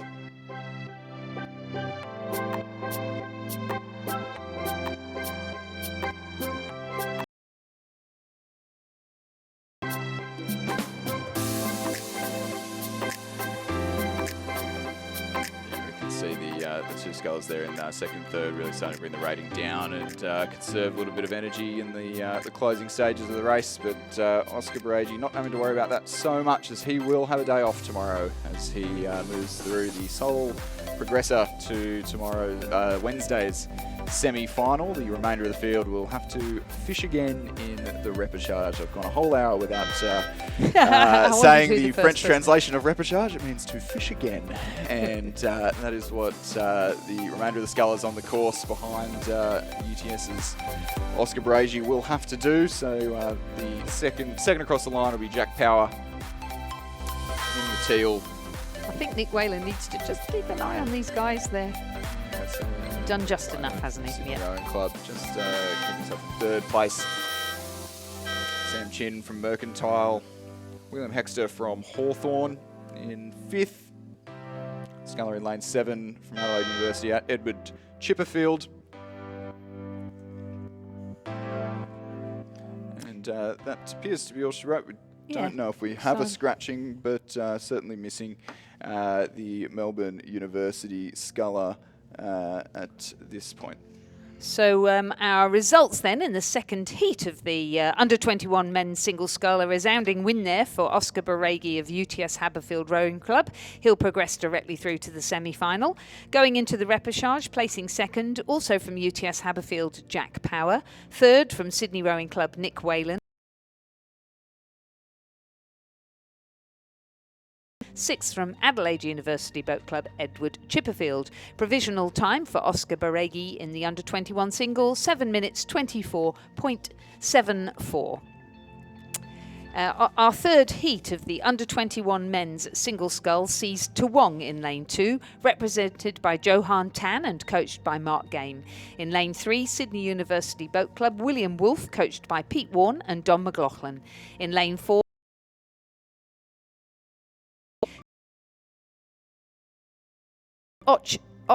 Scotch Oakburn College from Tasmania, Cameron Parker, coached by Jim Wilson and Andrew Dick. In lane 6 from Adelaide University Boat Club, Arthur Drayton, coached by Sam